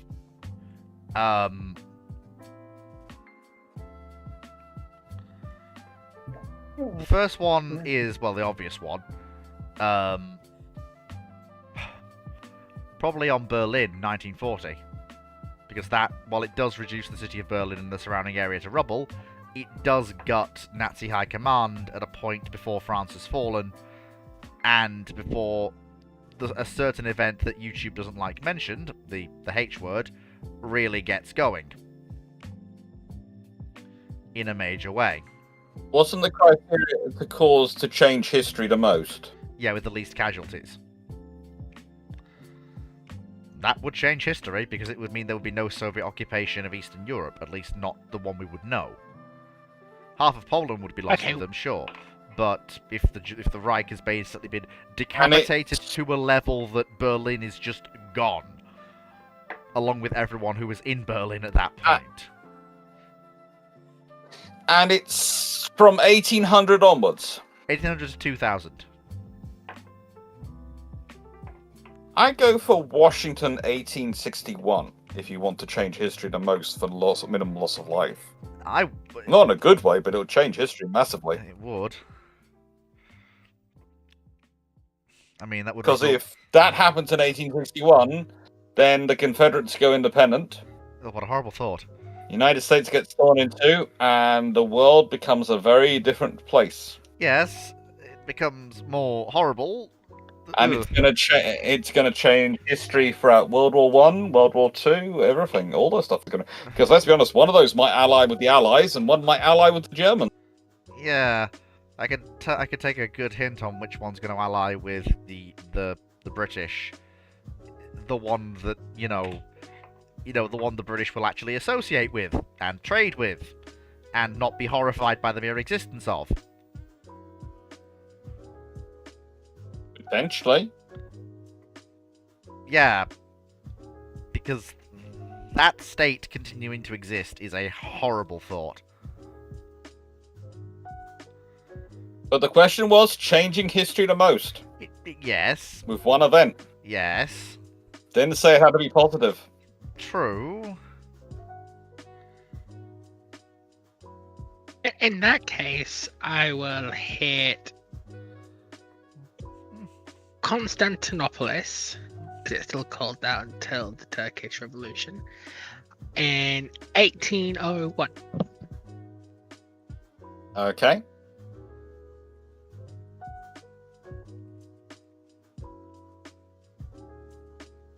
And cause the collapse of the Islamic world, just because it'd be interesting to see what happens. Mm-hmm. And, Poor Fleet. He thought this was going to be a nice, easy question. Well, it is fairly and straightforward. if you essentially decapitate and break up the Ottoman Empire, do you get a scramble for Africa, but it's a scramble for the Middle East? Hmm. At that point, probably do, because the full scramble for Africa happens later. Hmm. Possibly. Or how does that affect the scramble for Africa? I mean, there is also a wildcard option. Moscow. Okay. In the Moscow, 1991. You took mine from me. That's how you start a global thermonuclear war, Fleet.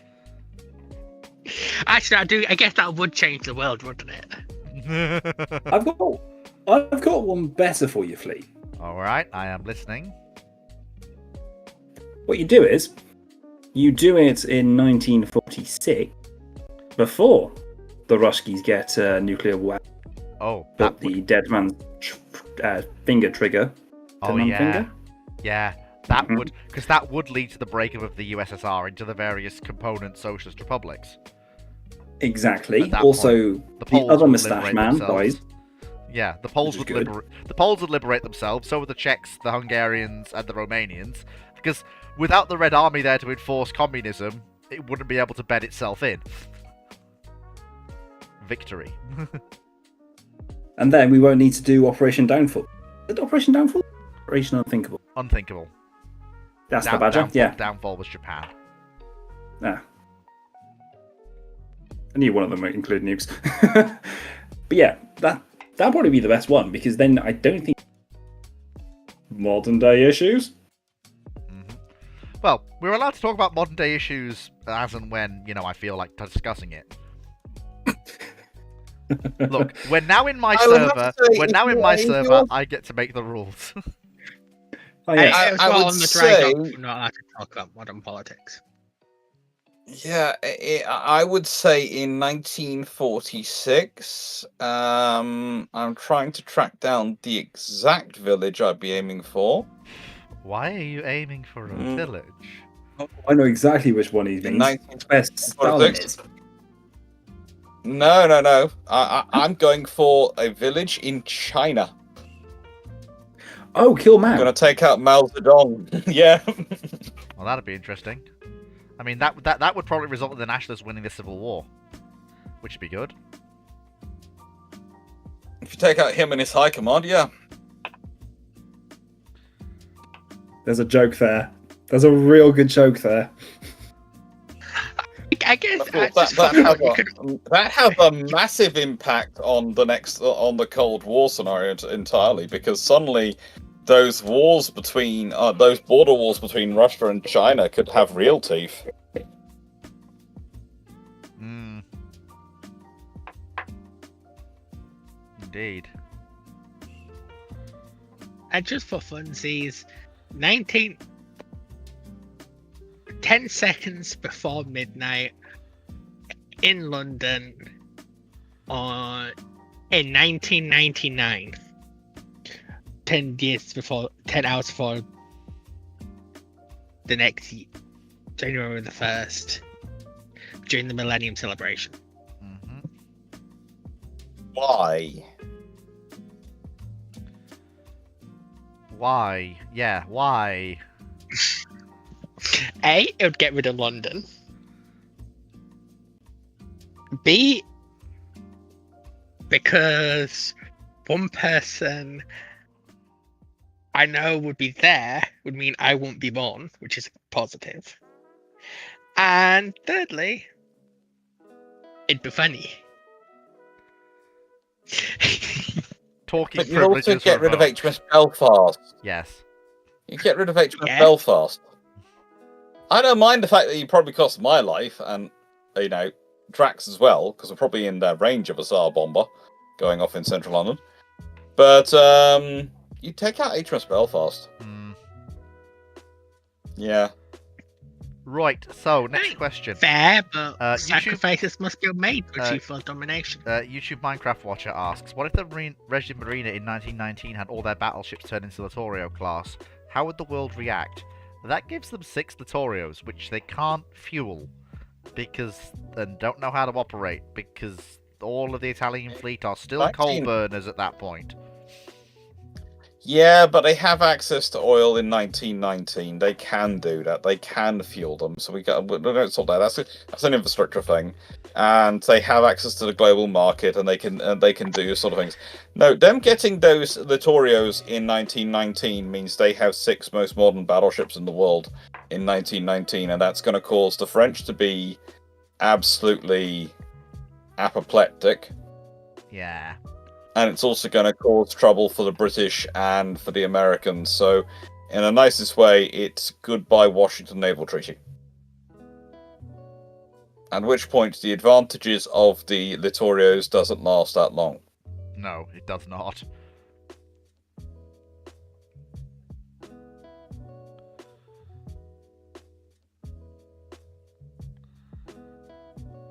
Because the next generation battleships that they were building at that time were all going to be 18-inch guns. The Yeah. Americans were even going to be dragged kicking and screaming into the 18-inch gun world. There's also No, basically... the British and the Japanese are both operating 18-inch gun ships. The Americans are going to have to go, okay. Yeah, there's basically no... There is no way in which... The French even get dragged into the 18-inch gun world at that point. Yeah, there's no world in which the treaties exist, because everyone will go, Italy, you're going to scrap those ships? No. Right, no treaty. Why would they scrap them? Yeah, no, I know And that. technically they're treaty compliant. Technically. Yes, that technically is doing a At least lot of they'll work pretend there. they are. They are close enough they will claim they are treaty compliant. Yes. Typical gunner officer asks, thoughts on the US S-boats or pig boat submarines in World War II? Do you think they're one of the subs that could hit enemy ships with torpedoes, and also the stopgap until the Mark 14 torpedo started to work on US fleet boats? On the one hand, if you're in an S-boat, congratulations, you can actually sink things with your torpedo. Downside, you're in an S-boat. Everything else about that situation is bad. They're on their last legs by World War II, and it shows. They are not in the best state. At all. They really, really aren't.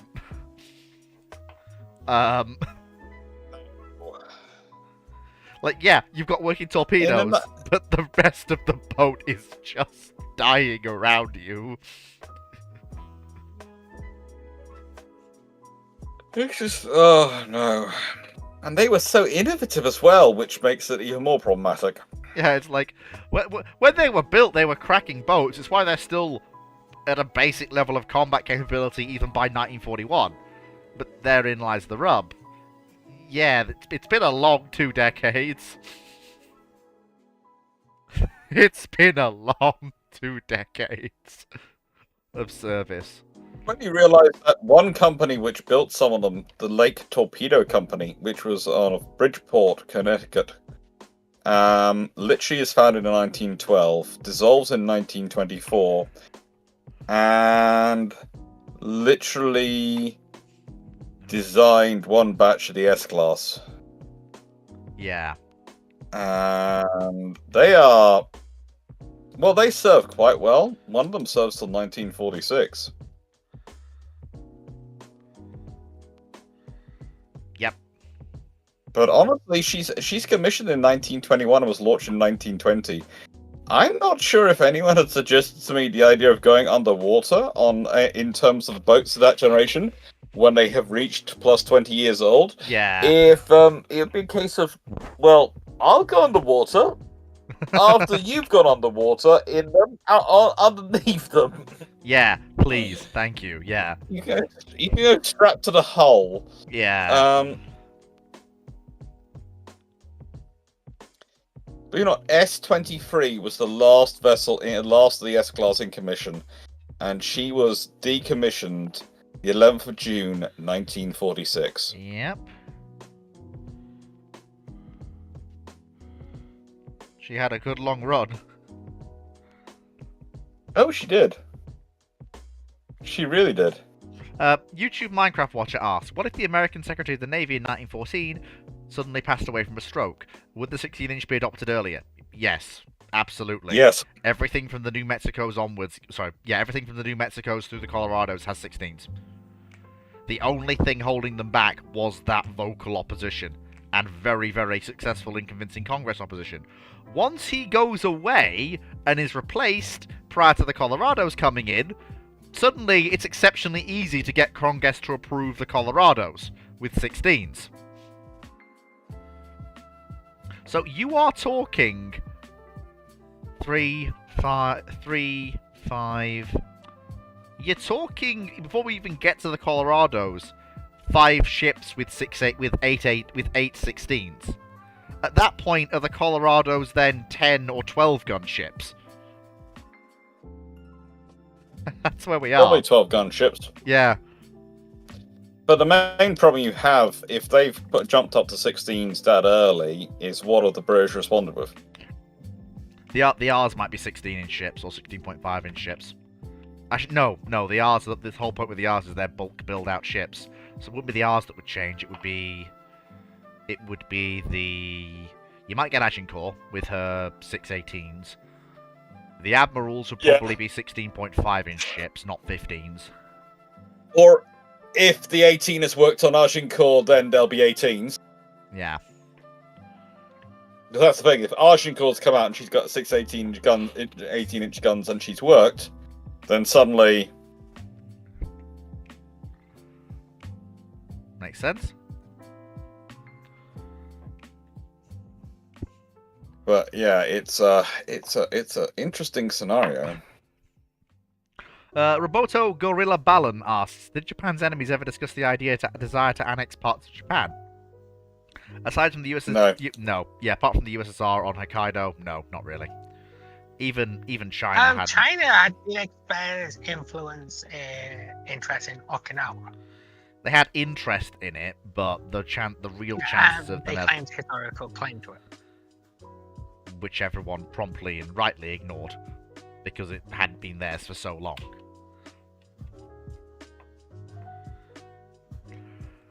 Yeah, basically, in a nice way, China had about as much say at that table as my foot did. Yeah.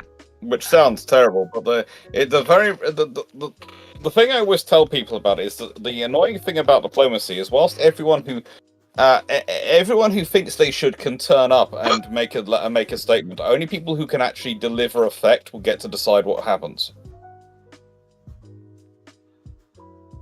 Makes sense. So you can make a statement and go, "We believe this should happen," but if no one's actually got the force and capability to do it, then it isn't going to happen. Mm-hmm.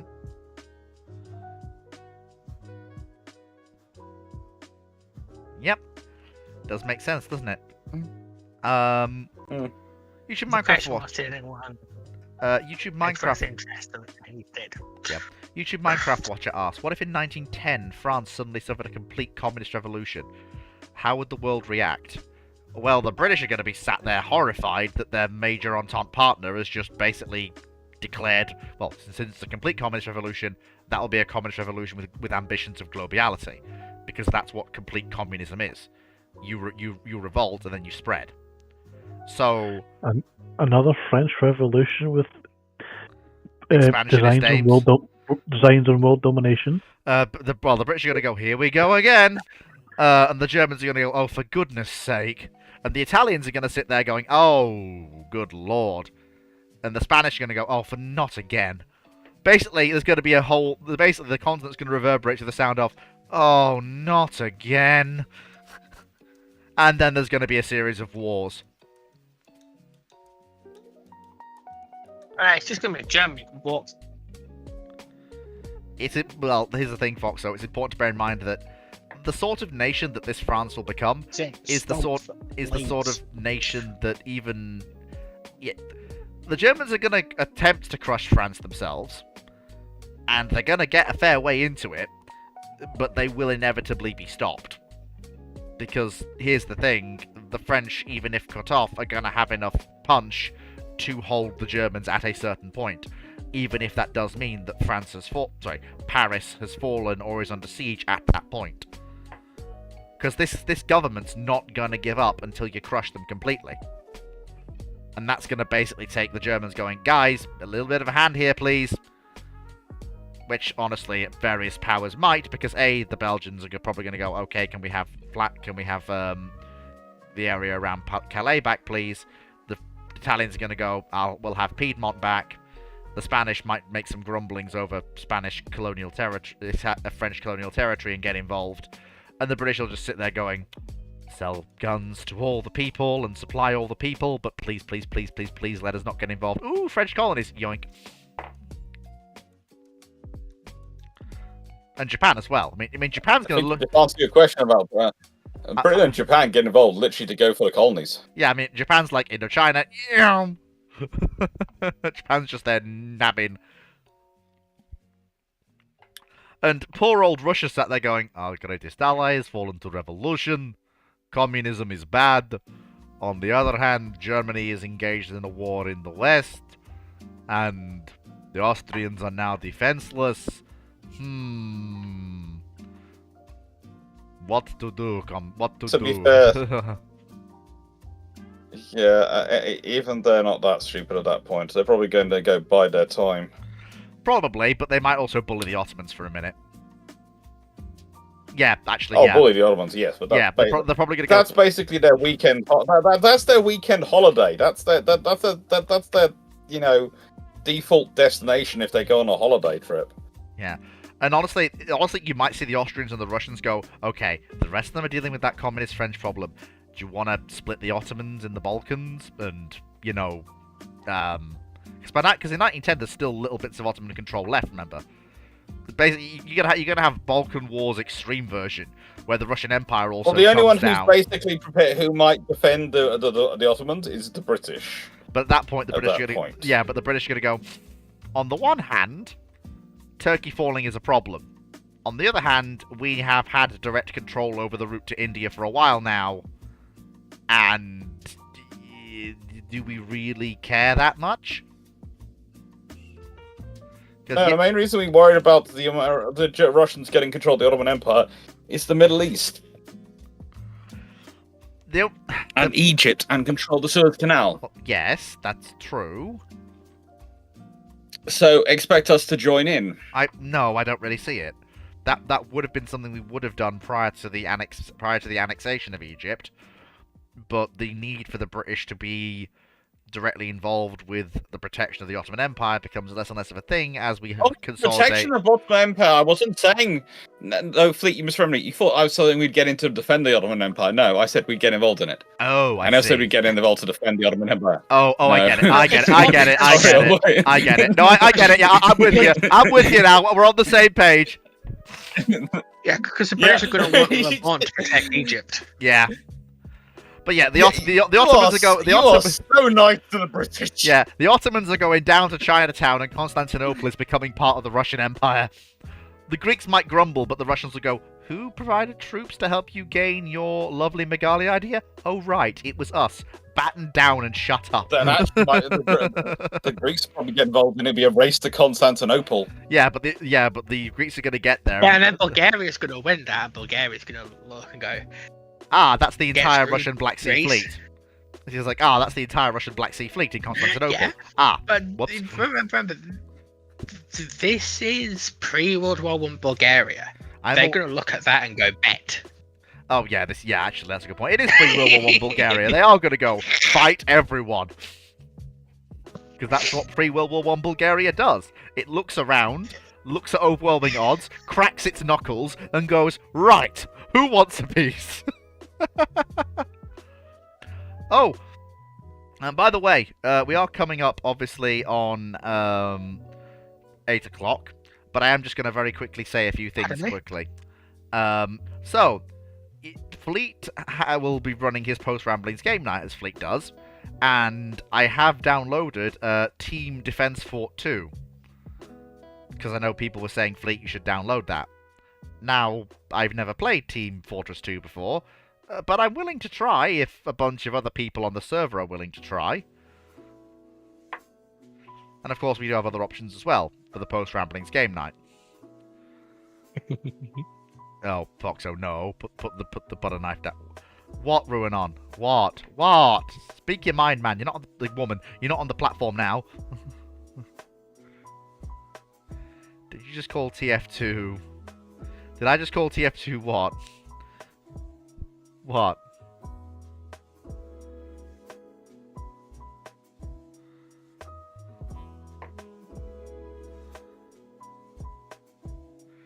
Team Defense Fort 2.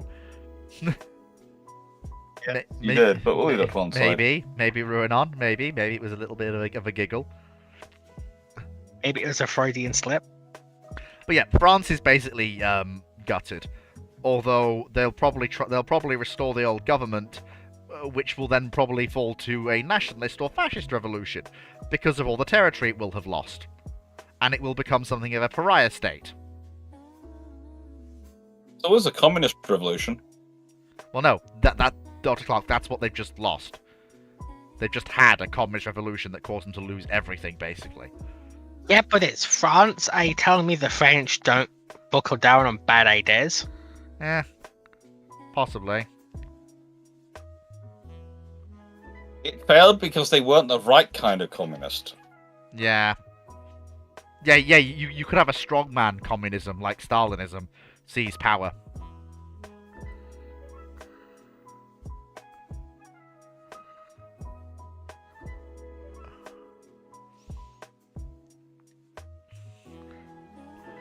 Napoleon ski Bonaparte. Oh, that's funny. Typical gunnery officer, do you think the US would be better off with the Interceptor YF-12 instead of the A-12? Since they don't need reconnaissance aircraft by the 1970s with the advent of spy satellites. Whoa. Don't need reconnaissance aircraft by the 1970s with the advent of spy satellites? Since when was that the case? Strategic reconnaissance aircraft today. Yeah, strategic reconnaissance aircraft are exceptionally useful in an area where A, you don't have satellite paths. B, you need intel not urgently, but you want accurate intel that you can get through a spy aircraft's cameras. Like, there's a reason the Blackbirds stayed around as long as they did.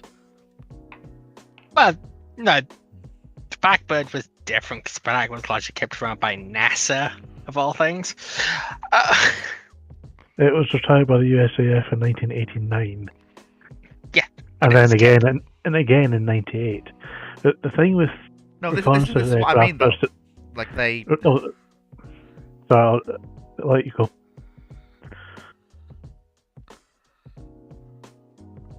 So I was going to say, regarding reconnaissance aircraft versus satellites, satellites are awesome,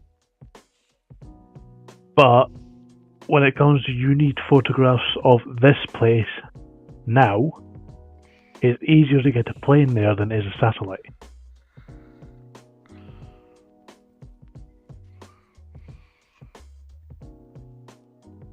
Because it's not exactly easy to change orbital paths quickly. No. And with the spy satellites of the 70s and 80s, I think they're still using drop canisters, actual film canisters dropped from the spacecraft. By the late 70s, you've got drop canister satellites falling out of favour. Data links coming in. I think the KH-9 still in use. I'll have a look.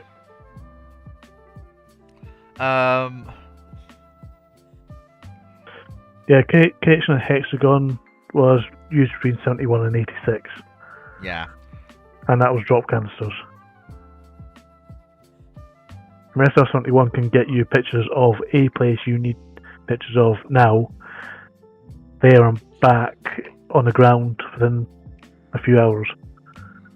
So satellites are good when you have somewhere you know you're going to need pictures of long term, like the Soviet Union. And reconnaissance planes a lot more responsive. Mm-hmm. So what's worth remembering? There's different kinds of reconnaissance.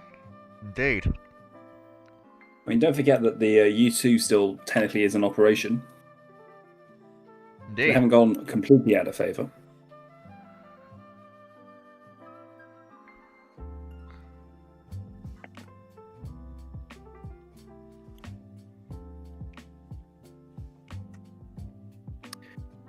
So what's the next question then? Next question is... Would you mind... We did that one already. Admiral Wellesley, had Imperial Japan remained allies with the British unofficially, do you think they would have shared technology such as Longlands or ASDIC? Well, the problem is... The problem you've got is that even if the Japanese had remained allies officially, neither side would have shared much tech with the other. Because bear in mind, yes, There's the a British... fair amount of tech sharing going on, Yeah. even after the alliance. You know, there's the whole air power thing of that we sent all those people down there at the Semple mission, etc. Hmm. All sorts of tech we shared. So, if it had gone a different route, let's say Japan had gone slightly more moderate and kept up a good relationship with, I'm not saying a lot more moderate, I'm just saying slightly more moderate, enough that the British consider it tolerable. So there's a whole margin of what the British would consider tolerable. Yep.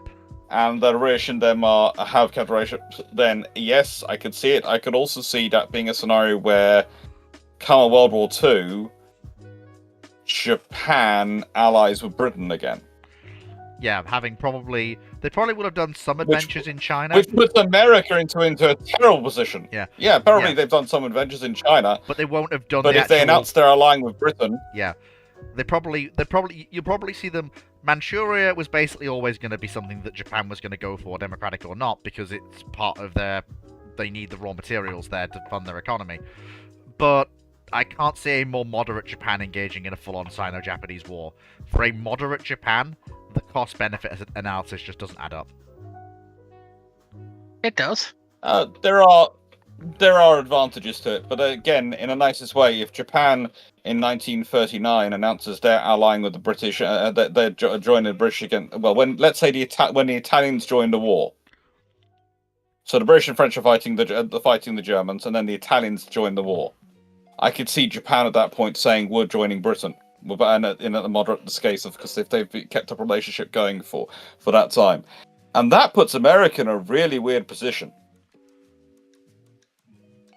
Because America's entire policy, their entire international relations policy has been on making sure that Britain and Japan are not allied. Because then they have, if they have problems with either one, they could end up with a war on both sides and both coasts, and that's bad for them. Even with the Two Ocean Navy Act. Mm-hmm. Yep. So what do you do in a scenario where Japan has suddenly announced they're joining the alliance with Britain? They're joining the war with Britain and France, fighting the Italians. Also, the interesting thing is, did the French government at that point fall if the Japanese had joined the war on their side as well? Or do they take the news and go, well, hang on. That's a bit of a different... So that's a whole interesting ballgame. Mm-hmm. Yep. So, 1971 asks... And also, let's consider... Taranto if the Kido Butai turns up. I feel like, Dr. Clark, we are retreading old ground here, so I'm going to say we've discussed this at length on multiple ramblings, and like there are records of it, and also there's Dr. Clark's Zeros over the Med video, so anyone who wants that explored in detail, go and have a look at that. But for now, 1971 asks, would the British even be interested in the Type 93 Longlands when all the misfortunes the IJN suffered with it showed why not adopting the 622mm Mark 1 torpedo was the right call? Can someone else read that? Because I'm not quite sure if that makes sense. Oh, hang on. I assume that the 622 Mark 1 torpedo was the British version of an oxygen fuel torpedo, right? It just clicked. But Knight, while the IJN suffered misfortunes during development of the Longlands, that's not particularly surprising. The torpedo they got for their efforts was arguably one of, and the family of torpedoes it spawned, airdropped, submarine launched, and ship launched, was arguably one of the best torpedoes of the war. range, performance, the ability that the fact that depending on sea state, you couldn't see the trails the torpedo left because it didn't really leave trails. It was pure oxygen fueled. If the sea state wasn't completely flat calm, you probably wouldn't see it coming. I think he's actually referring to the torpedoes which were fitted on the Nelson class, the 24.5-inch ones. Those aren't. And they were actually a bit of inspiration for the Long Lance systems because they were very long range at their time, and they were oxygen-enriched air 30 to 35 knot torpedoes. Okay. But that's... I think the main difference is that the Long Lance needs onboard oxygen generators, and the Nelson ones didn't. That is true. Yeah. So it's going to if be the British and the Japanese had... Carry on, $2. So it's going to be a case of Royal Navy looking at the torpedoes. It is the risk of potentially taking a hit in this oxygen generator, oxygen storage, worth having the massively long-range torpedoes. Now, granted, post-war hydrogen peroxide torpedoes existed, and that's not exactly a nice fuel to work with, or store in a torpedo for a long time. Asked Kursk. But yeah, that was an auto-fuel torpedo, wasn't it? I think it was peroxide fuel leaking out the. I thought it was auto-fuel for the Kursk. Oh, I thought it was auto-fuel. I'll double check as well. So I remember it was something to do with the fuel in the torpedoes that everyone else has stopped using. Russians kept using it. So apparently it's claimed by NATO by some that it was hydrogen peroxide. But it's not confirmed by the Russian government. I thought it was an auto-fuel one, because I remember we would then looked at our Spearfish torpedoes, which are auto-fuel, and we decided they were fine. Because we use a different mixture than they did. Because we use auto-fuel... what's it called? Ours is auto-fuel 2, isn't it?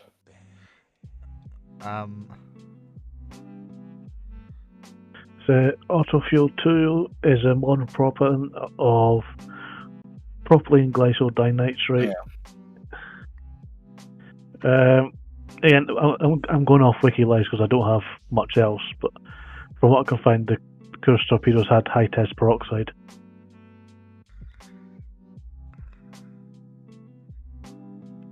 Which is okay, so long as you don't have to store it for long periods of time. Yeah. Makes sense. What was it? Oh, yes. So, I do have a little bit of a ramble I do want to go on for the next question before anyone else jumps in, so I would like to just wanted to preempt so people know I'm going to be going for a little bit before people can jump in.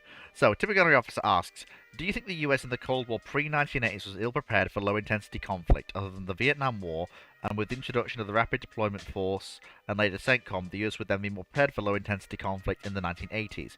Do you think in comparison the UK and France are more prepared for low-intensity conflict than the US from the 1950s onwards because they had overseas holdings? Okay, a few things I want to discuss before I actually get into the meat and potatoes of the question. First things first, the Vietnam War was not a low-intensity conflict. The Vietnam War was a full-scale war. It was the US committing exceptionally heavily to a conflict against an opponent.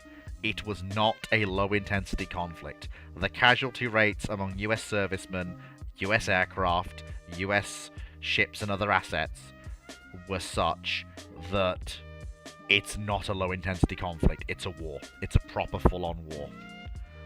Secondly, the US proved during the Cold War, in various interventions it did in various countries in South America and, for example, Grenada, the operation in Grenada, which I know is post-1980s, but there was also some other examples beforehand.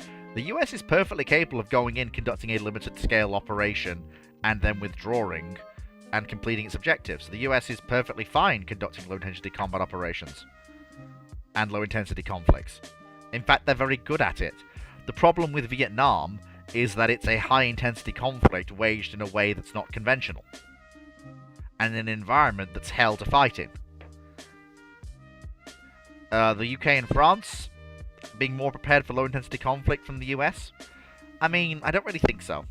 I think all sides have experience in low-intensity conflict, and while the British have and French have experience in colonial conflicts, I think the world is changing, and that experience in colonial repression and colonial conflicts is going to become less and less valuable as the type of warfare changes going forwards.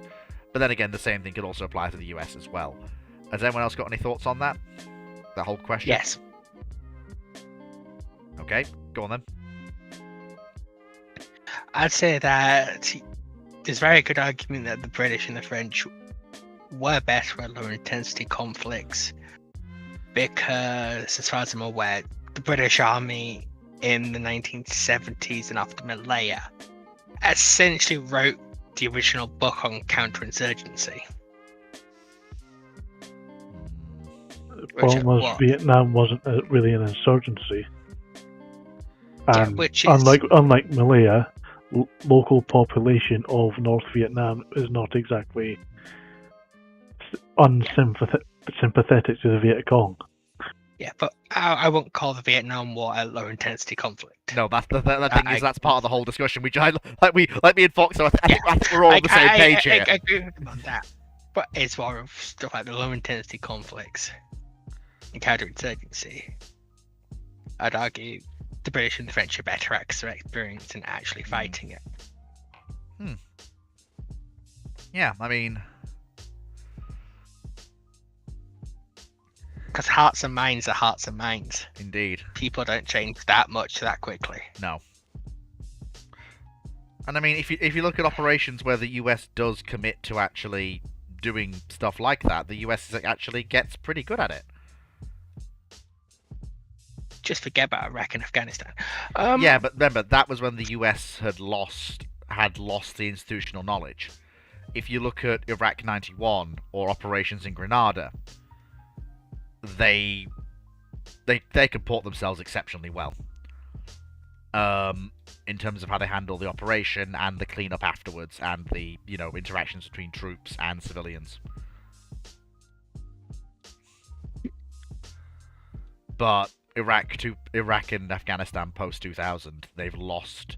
There's been a good 10 years of gap between the last operations in a foreign country the US has conducted that were combat focused, and that point. And 10 years is a lot of time to lose infrastructural knowledge.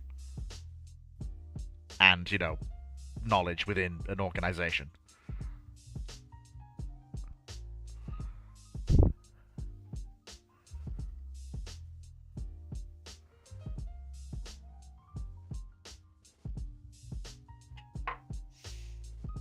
Dr. Clark, you've got anything to say on that? Shipyard? Either of you two got anything you want to say on that? I'm going to take that as a no. You're forgetting Northern Ireland. No, we're not forgetting Northern Ireland, Leslie. We just didn't mention it. It's not that we forgot it. In Northern Ireland's very complicated, and I'm not going to bring it up here. Yeah, it's a... I've got, shall we say, personal skin in that game. Yeah. You're not the only one. Yeah.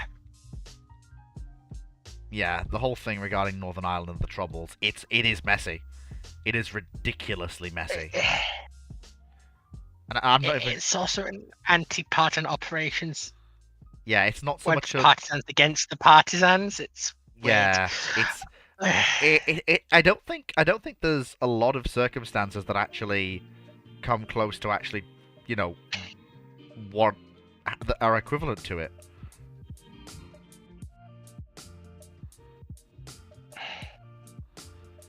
I mean, anyways, there is. It's one of the most well documented ones. Yeah. And it's still confusing. Indeed it is. Indeed it is.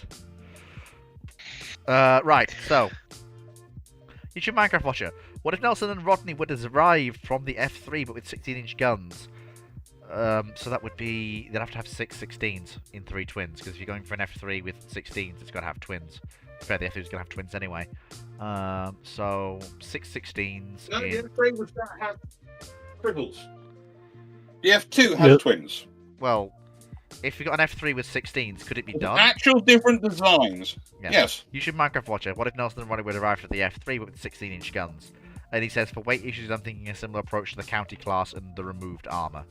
That doesn't really work for a capital ship. And also, the counties didn't really have removed armor. It was it's a bit of a, well... Oh, for, not with. Well, no, it's not even that. Some of them have that, and some of them just didn't have that extra armor. It was just part of the ship. It does work for a capital ship, but they would have to go for a minimal internal belt. They'd have to go for their normal sort of armor level sort of things, but they'd have to basically decide they're going to have an external belt like they do with the King George V's, and basically design it for, but not build it with. And basically, like the counties, there's going to be a lot of interesting armor plate sheets sitting somewhere in a dockyard somewhere. Hmm. Which is okay, because the King George V methodology is actually going back in time. Yeah.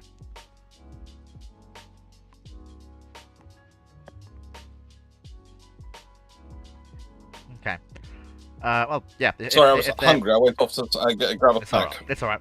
If they're built like that, well, the US has. Sorry, the US. Sorry, my brain's going mad. Then the British have 2 exceptionally useful capital ships, and they're going to be very happy going into world. Then you're going to see the British be able to rotate their battle cruisers one by one through upgrade programs, because Hood is no longer going to have to stay out as the flag, because Nelson and Rodney can do that as well.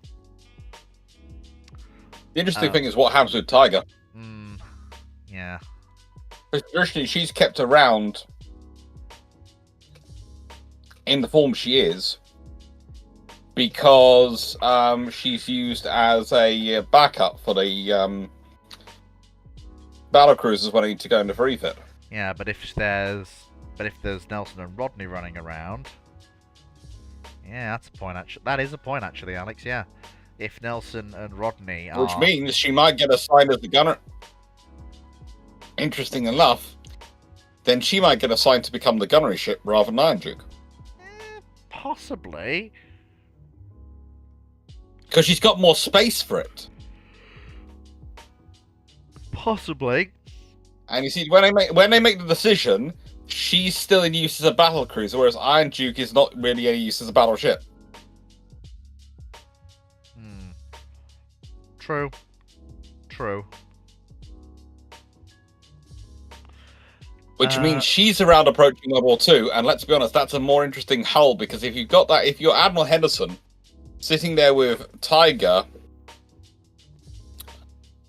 already possibly with 14-inch guns on it or something, and anyway, for some modifications, in around to World War II, what might you conceive? Yeah. True. True. So nice little topic for discussion. YouTube Minecraft Watcher asks, what if he was withdrawing in 41-42? MacArthur was killed in action. Discuss amongst yourselves for 2 minutes. We'll need to find another U.S. general to take the piss out of, like we take the piss out of Beatty. That shouldn't be, but so hard. It's always Admiral Turner. Would I be Hello? right? Would I be right in saying that MacArthur wasn't that bad of a general? He just let his ego get in his way. He believed his own hype. Which, to me, degrades his qualities as a general. Also, there is the weird extra-causal malfunctioning with regards to the defense of the Philippines, which doesn't help him either.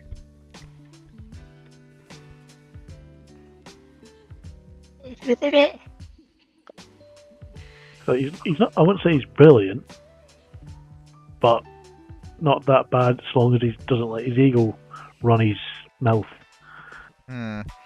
Well, he's a tactically capable officer, but one that has an ego the size of Long Island, and strategically is inept. And unfortunately, he's kept. And also, he's kept in high echelon roles far longer than he should be. World War II MacArthur, like I say, tactically competent, strategically inept. Korean War MacArthur, a basket case. It would be interesting to see if the Southern Pacific gets de-emphasized because you don't have somebody who is, let's say, politically active as MacArthur, hollering for every single asset he can get his paws on. That's true. That is very true. This is true.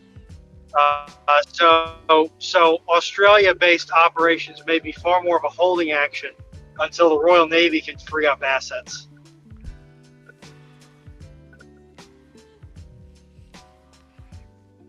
This is true. Essentially.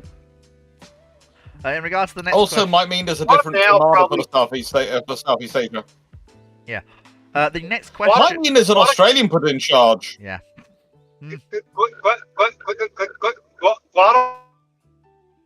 Guadalcanal definitely happens because that's a vital supply line to support the Australians in their holding actions. I don't see that changing. Yes, Leslie, Emperor of Japan, MacArthur losing his marbles. Yeah. The next question we answered last week. The gunnery officer, the next question that you've asked, we answered last week. Word for word. So we'll go to last week's ramblings to have a look at that. I just checked. Knight 6831. Am I right to think the M202 Flash's rockets will not breach World War II capital ship grade armor? Well, let's have a look at the M202 Flash, shall we? Let's see what this is. It's a rocket.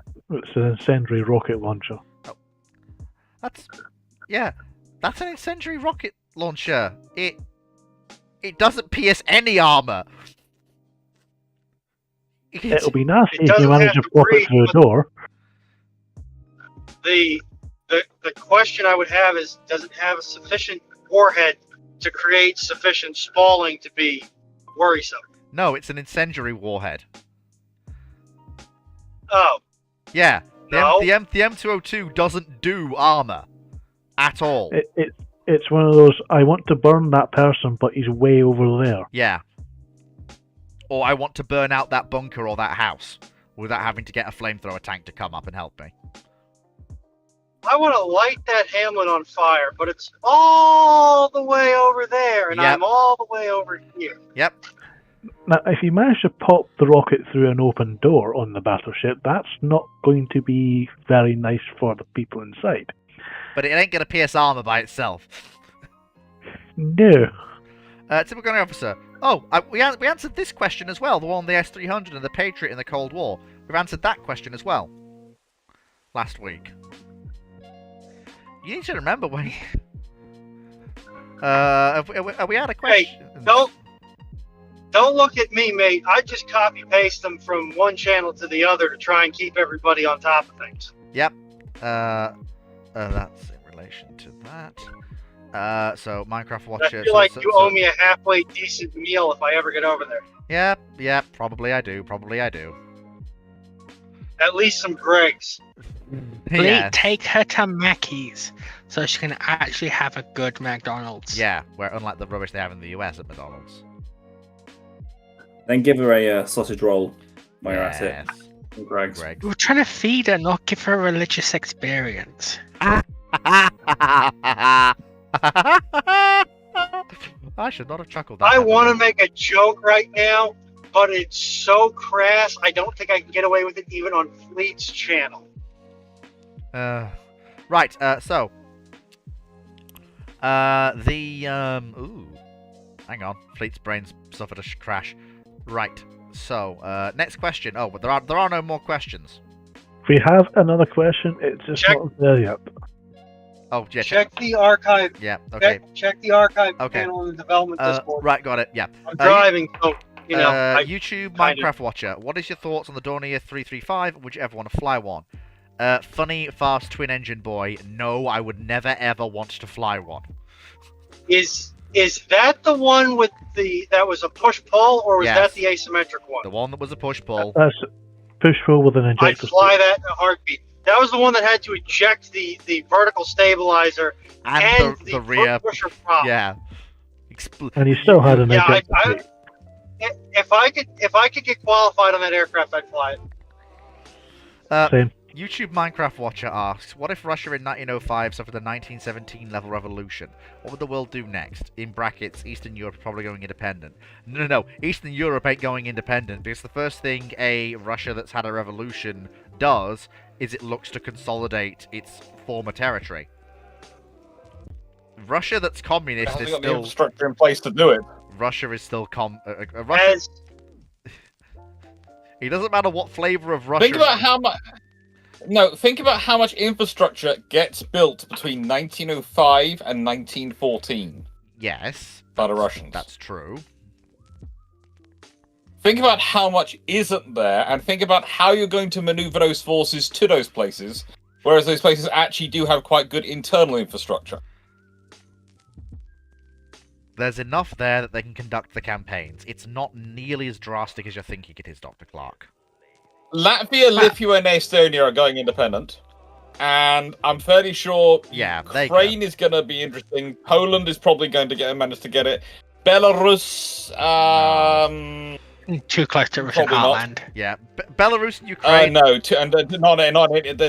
there's no real infrastructure there. That doesn't- Ukraine could, but it won't be Ukraine of the shape that we understand Ukraine. It's going to be probably I a mean- smaller one. It's going to be. Dr. Clark, even Yeah. if there isn't railway infrastructure, the Russians can bring enough forces to bear to crush Belarus, because they're not going to have the advantage.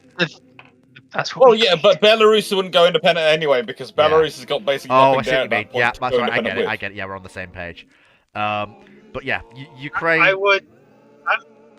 But to get to Sorry, Ukraine, but if you I think would- about Ukraine, it's entirely a canal. It's entirely a canal route at that point, and that means in nicest way you can be blocked off. Well, yes, but there's also the fact that Russia will keep throwing bodies at it until they reintegrate it, because Ukraine is too important to be allowed to leave.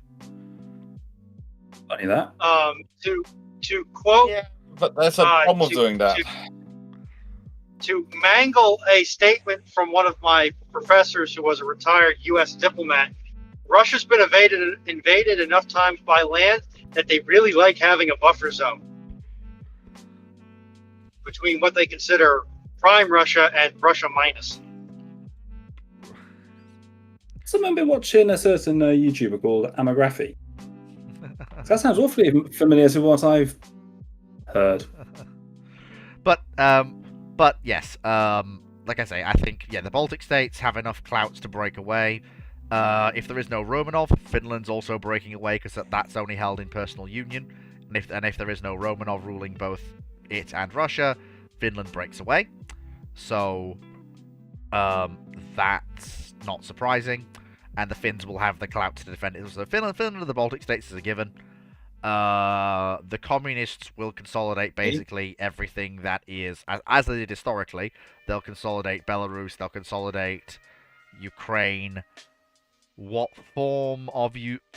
much of the control they have versus a proto-Ukrainian state in the West, and how much control Poland asserts in the West as well. Is going to be interesting. And whether Poland also Yes, tries... right, 1905, quite a lot of Poland is Germany. And whether also... Yes, but there will also be an independent Polish state, I assume, of some description. How much territory that controls is going to be interesting. It depends on the Well, yes, but Germans. Germany might try and take advantage of it to try and get the rest of Poland. Possibly. But then again, Germany doesn't want more Poles in Germany. If they're going to have... They'd have a Polish sphere, as in they'd have a Poland that's totally independent. Honestly, Flay, They're always happy to have Lieberstrom. Yeah. Hold on just a minute. That's No, the fleet. Remember that Silesia, pre-unification of Germany, the population was over 40% Polish. By the time of World War One, the population is 3% Polish, and the Polish language, written and spoken, was illegal. I'm aware of that. This is why they're probably not going to want more Poles in the German state. They would. Just get rid of the Poles. That's what they would do. That's what they Yeah. did. Remember, a lot of these powers in that day and age were no strangers and weren't particularly gun shy of what we would consider to be at least a cultural genocide in this day and age. Oh, yes, I know. I am aware of that. Yeah, fleet. Remember the that. reasoning that I said what I said was because they have to then start that effort all over again. No, they just have to expand it because they're already doing it. Yeah. It's more of an expansion than it is. Yes, And the Germany of this time frame is not as worried about genetic purity as it will be in 30 years' time.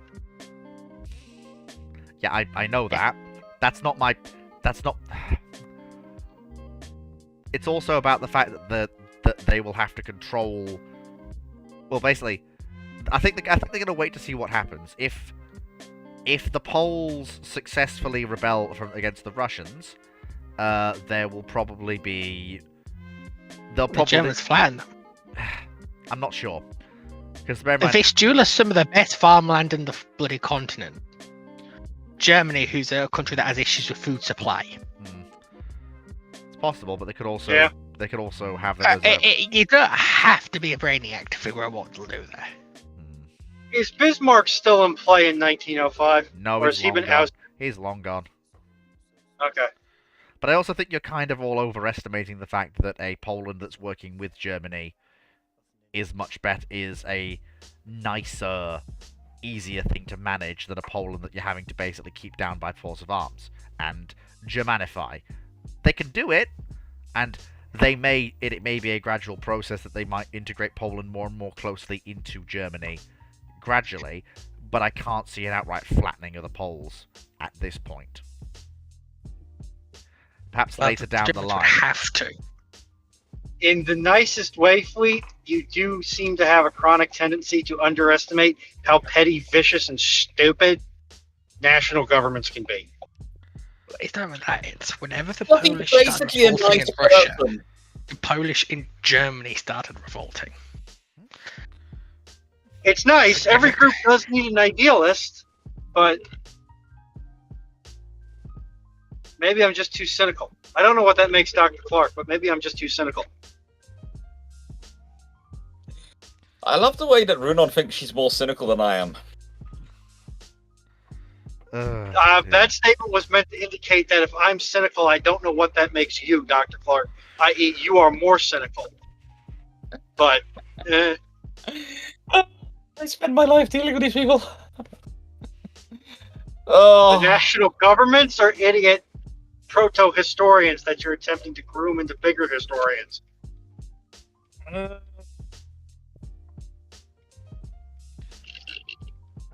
So, I'm gonna keep an eye on that one. But yeah, Poland will get splattered by Germany. Anyway, moving on. next question. YouTube Minecraft watcher. What if in 1910 the US government, say a Dust Bowl happens earlier alongside a similar economic crash, results in a communist revolution across all the states? What is the world's reaction? Well, first of all, it ain't going to be all the states. Certain states are going to put that down relatively quickly. And it ain't going to be a revolution. It's going to be a full-on civil war. The US will basically be fundamentally broken as a country for the next 10 to 20 years. That's how long such a crisis would take to work itself out. Slow your roll. What's the inciting incident? A Dust Bowl happens earlier the along Great with a Depression, like Dust Bowl. One at a earlier on, time. that leads to a communist revolution in the all I'm the guessing would be states the apparently. Midwest. No, it says all the states apparently. But that would not really be. What? Yeah. Well, succeeding. I'm just imagining a communist revolution in Texas. Yeah, that doesn't. It's Okay, yeah. I'm, Well, I'm, first Yeah, of all, it's gonna be. I'm sorry, but whoever asked this question has a fundamental misunderstanding of U.S. culture. It was YouTube Minecraft. Oh, wasn't good it, lord, a last bit? communist. Oh, good lord, a communist revolution in Utah. Also, communism in the US in Essentially- 1910. Yeah, no. Yeah, well, it's not even that. It's just the thing of there are a lot of people in states who will do something solely to piss off another state. And this cultures, because of their history and the populations that immigrated and settled there, are usually sufficiently differentiated that you will not see, you may see little pockets of an ideological movement show up across all 40 odd states, but they're not going to be at the same level of severity. And some of these supposed revolutions are going to be put down very quickly and violently. That's by the locals, let alone when the police or the actual National Guard show up. Yeah, so you're going to have, it might be a civil war, but the Dust Bowl is going to be the bigger concern and getting that under control. And I'm trying to remember the timeline of events that led up to the Dust Bowl. You may not have the level of farming and industrialized agriculture in the Midwest at the time of 1905 like you do when Europe has decided to douse itself in mustard gas flavored kerosene and light itself on fire and lose those bread baskets that the Midwest then steps up to proclaim, because a lot of the problem with the Dust Bowl was the overuse of tilling and the John Deere plows, as well as the clear cutting of what trees did grow there and act as windbreaks. Mm-hmm. So the premise here is shaky. The other problem you have in 1910, and I just checked this out, is that this happens in 1910, right? Yes. A year after I heard Roosevelt leaves 5. office. You heard 1905? No, I heard 05. Was I mistaken? Yes. Oops. It's 05. No, I it's still not. stand by No, what it's I said. 1910. It's 1910. 1910. I still So stand by what I said. Roosevelt is not only still alive, but he's just left office as president.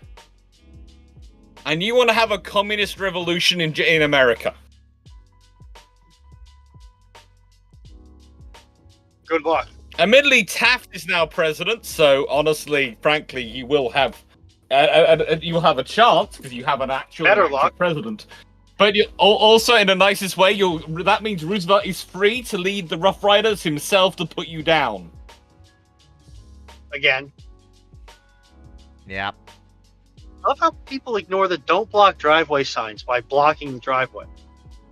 Yeah. I mean, Right. the Also, crazy you had to have a thing level of is visual if- acuity to drive. Yeah. So is if the Communist Party in America actually gets some feet under it. Actually starts Well, the securing only way this states. could actually work is if somehow the Communist Party of the United States had decided to actually back the Bull Moose Party. Or the Then, union movements of that era would have to get a lot. You would have to get a lot more militant and a lot more widespread, and not have any successes like they did to limit it to varying degrees under Roosevelt. Mm-hmm. Yep. Right. Typical Nervous asks, why did they design a helicopter hangar or deck on the Chuck Adams class? Do you think they need more missile firepower and a helicopter for ASW or search and rescue isn't a priority? I have no idea what a Chuck Adams class is. I've been looking. Charles F. Adams. No, it says Chuck Adams. Yeah, and Chuck is. Charles F. Adams. And why do you Yeah, call it the Charles F. Charles Adams then? Because Probably because to Chuck Irish is another name for Charles. No, it isn't. It They're is. designed in the Maybe- 1950s, though. That's the answer to everything. They're designed in the 1950s. Well, yeah, they're designed in Is the 50s. this an American vessel? Yes. Yeah. Then Chuck is perfectly well. Chuck is fine as a nickname for somebody named Charles or Charlie, but I wouldn't use it for a ship class. Probably no wonder I couldn't find it. I was looking for a Chuck Adams and I couldn't find a Chuck Adams. Because it's not called a Chuck Adams, it's called a child of Charles F. Adams. But yeah, it's a ship laid down in the late 50s. That's before helicopters start proliferating as ASW assets on warships in a major way. The Korsky has not yet hit gold and got them working properly. And Kamoff is still in the fuck about phase of their Helix program that would lead Am I to right in saying that, the KA-25. am I right in saying Charles F. Adams is an anti-air destroyer anyway? Well, she's a general purpose DDG, as much as that was possible in the period, carrying Tartar. Because remember, Tartar is a general purpose missile. It can do air defense, but it will also mess up opposing surface combatants.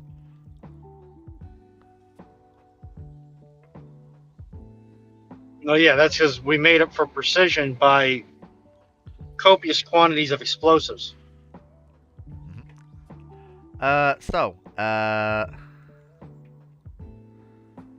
Next question is Stephen Mayer. How little extra reinforcements or redirective assets would it have taken to prevent the fall of Wake Island to Japan in World War II? You need a full Marine battalion, along with a full squadron of aircraft there. If not a full Marine, yeah. If not adding to that, a Marine light tank company. Yeah, and to play devil's advocate with the wording, there's nothing to redirect. There's nothing that is in motion that can go and relieve Wake.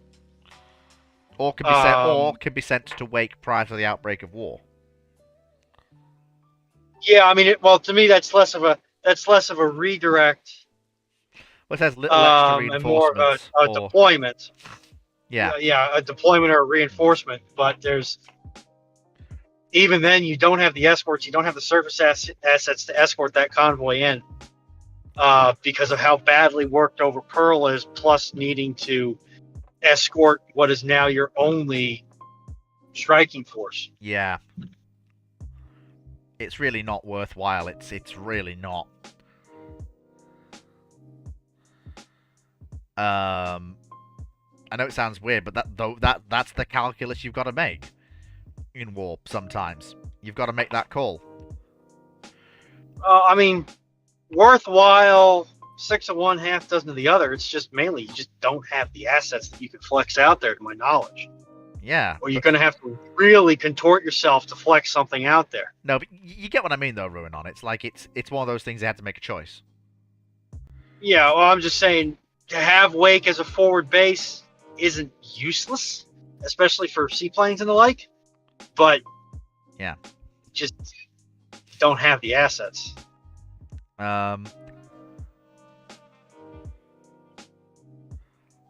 Why? Okay, so next question. Thoughts on the USN refitting some of the non-DDG hulls of the Forrest Shermans into a DDG? Why didn't they design the Shermans as DDGs instead? Because A, they weren't really sure of the DDG concept, and B, because the size of ship you would need to carry the missile armament they wanted for a destroyer was such that, for example, the Forrest Sherman is 2,800 tons standard. The Farragut's, the DDGs that follow them, were 4,000 tons. That's the size difference that you need to get a DDG in this period. There is a more fundamental problem. The Forrest Sherman started commissioned in 1953. The 3 Ts, Talos, Terrier, and Tartar aren't ready till 58. Well, there you are then. There you are. There's the reason. About 5 years too early. Yep. See, you can't have a DDG without the Gs to go on them. Wait! I'm funny. Please you don't, try. Please don't all laugh at once. I'm just amazed at you saying you're funny. 96831 asks, as history seems to show that the Joffre class were better off not being built, but how true is that really? I think it's not really true. I think the French would have benefited from those carriers, even if the only benefit was at first to show them how wrong the carrier construction doctrine they had worked up was.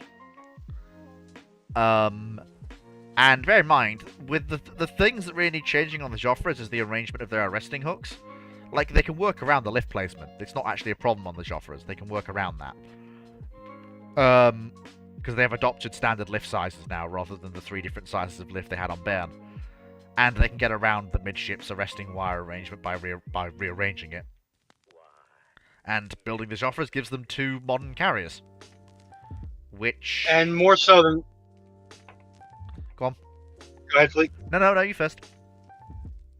More so than that, building the Joffres now, yes, in hindsight, war comes and it kind of ducks up all of France's heavy industry. But if we ignore that, building the Joffres helps their shipyards learn how to, their shipyards and their design bureaus, how to build aircraft carriers from the keel up, as well as gives France an excuse to invest more in its yards. Yep.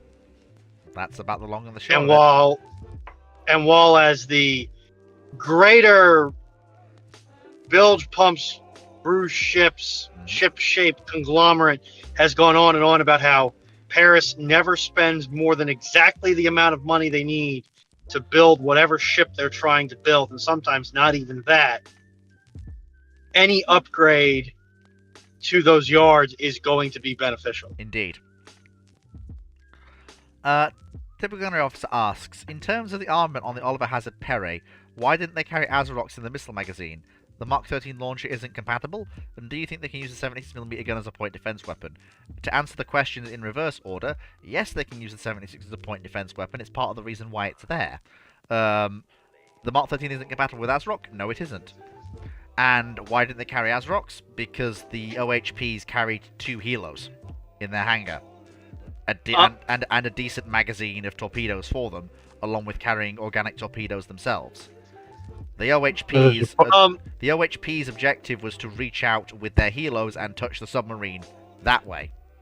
A question for clarity on my end. Is Salt Lake equipped to fire Azaroks?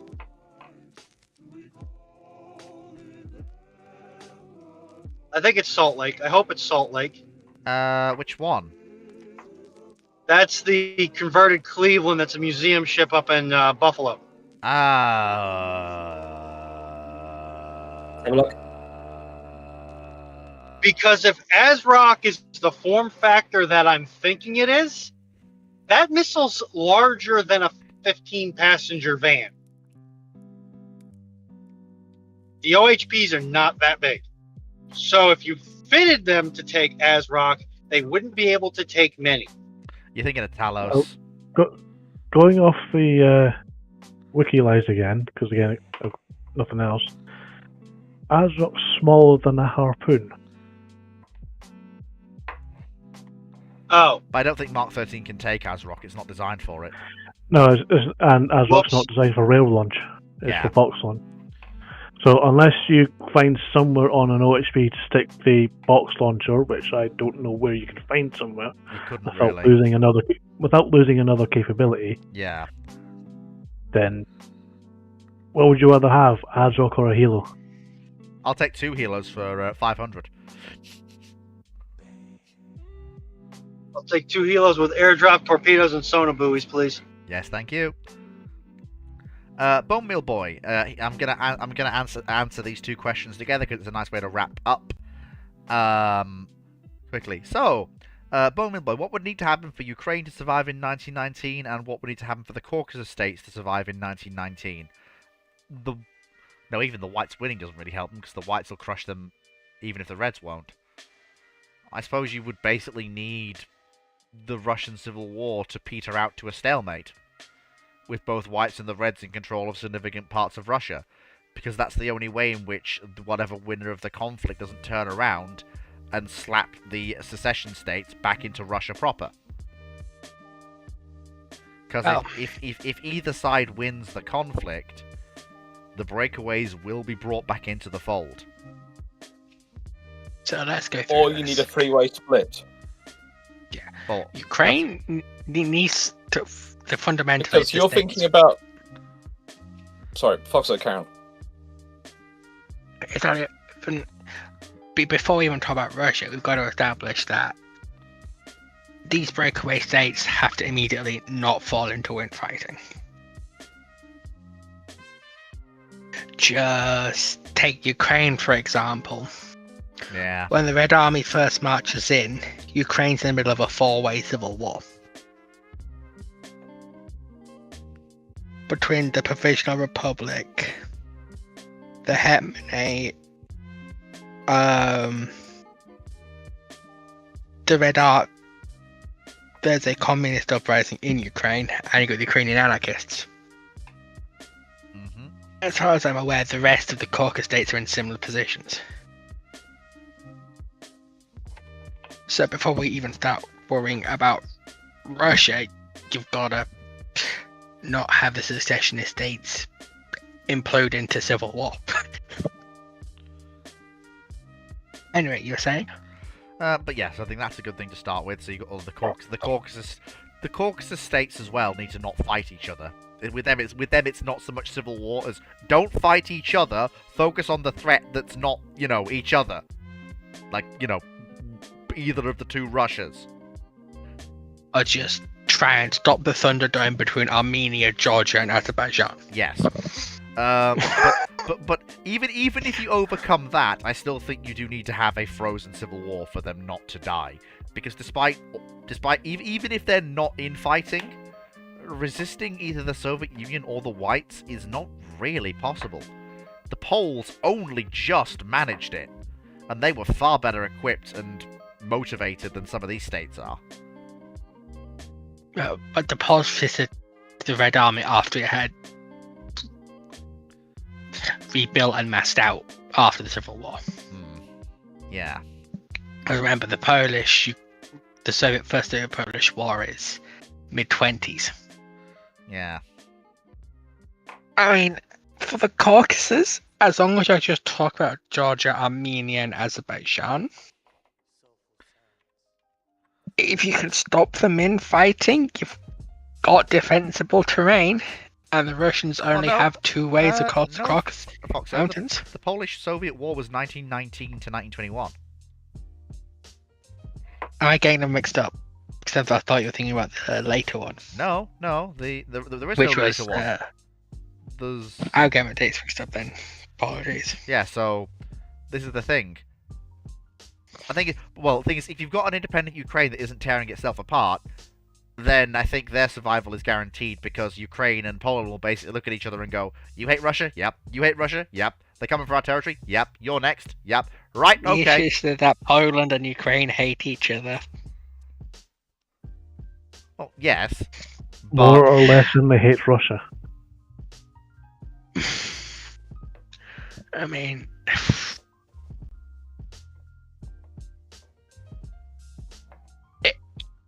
It's... Because it might end up a case of, I really don't like you, but I don't like him even more. Let's deal with him. Yeah, so we can get back to beating each other up. Yeah, we can knock 7 bells out of each other after we've knocked 7 bells out of the Russians. Look, I hate you, you hate me, let's be friends and kill that Russian over there. Then we can kill each other after we've killed him. Because then we'll have the space to kill each other. Yeah, because, I mean, Lviv's always going to be an issue. Oh no, it is, absolutely. But here's the thing, they can fight... It's a Polish city in the middle of Ukraine. Yeah, this is the thing. But I think the understanding will be, look, if we don't stop the Russians, neither of us is going to own Lviv, and we can't fight about it if we're dead. Yeah. But so, I mean, you might get Ukraine surviving a little bit after the Russian Civil War. Yeah. But Poland and Ukraine are going to punch 7 bells out of each other like Poland and Czechoslovakia. Yeah. They're going to... Yeah, there's going to be... Yeah, and neither side's going to be happy with it. With the borders. And the Caucasus, well, it's going to sound strange, but Iran needs to get involved. Yeah. Well, Persia at that point. Well, no. Persia is the anglicized name for it. It's always been Iran or the Iranian Empire. Well, no, Gotcha. Iran is the name of the region. Persia was the name of the government.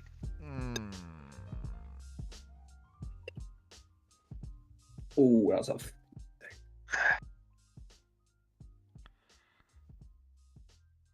Because Moving on, Persia point. is an actual region in Iran.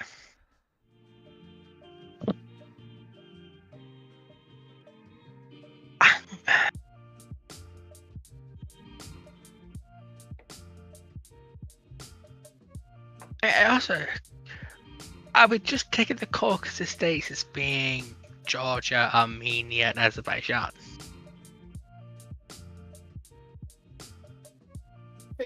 Or are we talking I about would say Dagestan,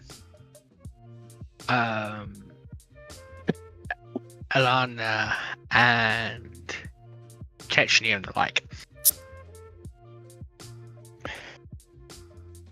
Which ones are kicking 7 bells at each other? they're all kicking The some entire bells out of each region's other. kicking 7 But bells I out would- of each other.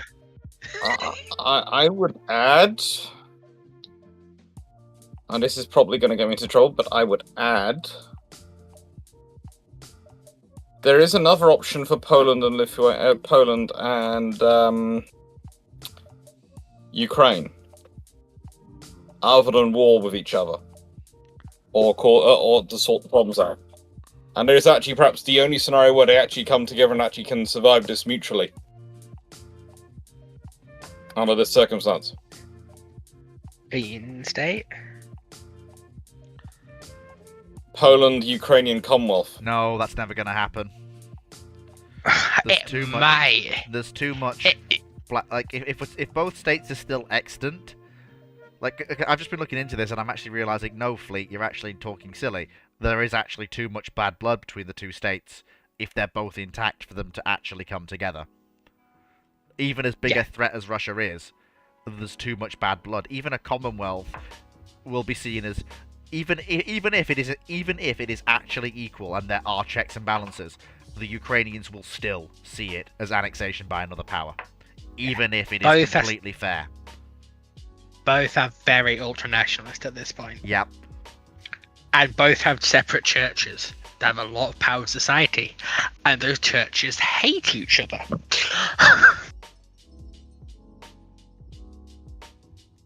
Yeah. So basically, the most you can hope for is they not fight each other whilst the Russians are knocking. Hmm. That's it, they're issue is- just not fighting each other, not helping each other, just not fighting each other. Which can probably be arranged. Yeah, but the issue is that once the Russians pull back, if they fail, they're going to start kicking 7 bells out of each other. Hmm.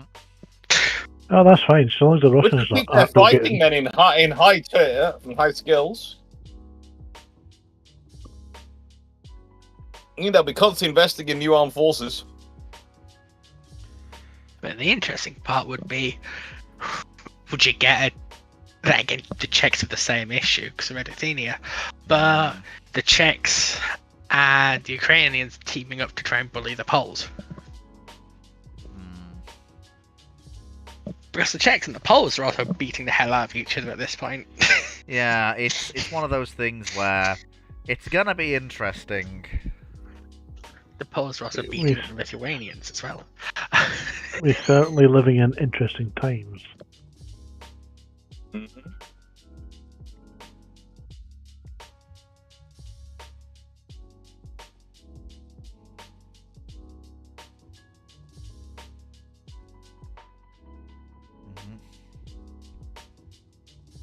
Yeah, it's a difficult. It is a difficult thing. International politics is hard. It's fun though. But I'm going to have to be rude and leave because apparently, and I have just been told this, someone has managed to break the cooker. Oh dear. And I have to go fix it. That's I if you have need to no teach idea what people has how to happened. fix them. But I think I probably need to go and either fix a minor issue, or call an electrician, or call someone. So wish me luck, and wish me not to get fried. Hmm. Good luck. Either by fat or by electricity. Take care. Oh dear. Auf Wiedersehen. Auf Wiedersehen. I've been muted because I'm in a noisy environment on this here ferry, but things like that still do not allay my suspicions that Dr. Clark doesn't want a pocket electrician.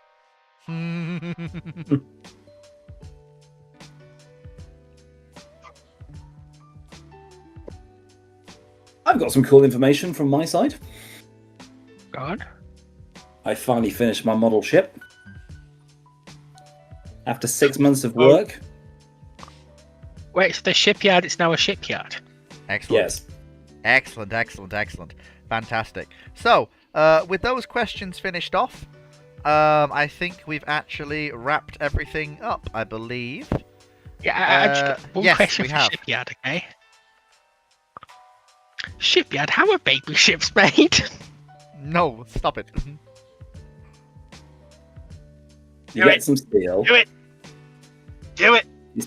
You start smashing it together. Way. Way. Is there lube involved? No, there's a lot of banging, a lot of smashing, and Oh god, we have fun. We have fun. there's a lot of particles that get sprayed off it or shot off it. Indeed, indeed. Indeed, all of them things. That was a really evil laugh. Apologies. Good lord. Right. Okay, so thank you everyone for joining us. Hope you've all enjoyed. It will be time now for game night, which will either be Team Fortress 2 or something else. Like, I'm not very good at TF2, I don't really know how to play it, so of course, if people do want to tell Fleet, this is how you do the do, I am more than happy to listen. But thank you everyone for joining Wait, us. can you play a first-person shooter? Just about. Then you'll be fine. But yes, so thank you everyone for joining us. I hope you have a fantastic evening if you're not joining us for game night. If you are, I look forward to seeing you in the server. Obviously, links are in the video description, as always. Links to the Ko-fi page as well are in there. And obviously Patreon, etc. for those who want to help. Actually, is my Ko-fi linked in my description? It is not. I will put a Ko-fi link in my... Exclamation point FOO. I don't think it's case sensitive. I'll just try that now then. Everyone, if anyone knows any good TF2 memes or kill Biden jokes, please put them in meme corner. We've got to dunk there we Fleet go. head first into the community. I am very well aware of the TF2 community. I'm actually in it. I've been watching TF2 stuff for as long as I can remember. I've just never really played Okay, it. Fleet, how do you kill Bind? Okay, that I don't know. Like I say, like, I'm part of the community. I've seen like all the animations and stuff and watched all the guides and stuff. What I haven't done is actually really played that much. Oh, I'm gonna have so much fun. Yeah, custom games. This is going to be interesting because playing random matches is probably going to get me slaughtered in very short order. Right. Good night, That's everyone. fun. What? Take care, and I'll see you all tomorrow on Twitch for, well, I might see you tomorrow and Wednesday. Things might be a bit different depending on how things with the new job go. But obviously, I'll keep you posted and you'll know as soon as I know. Take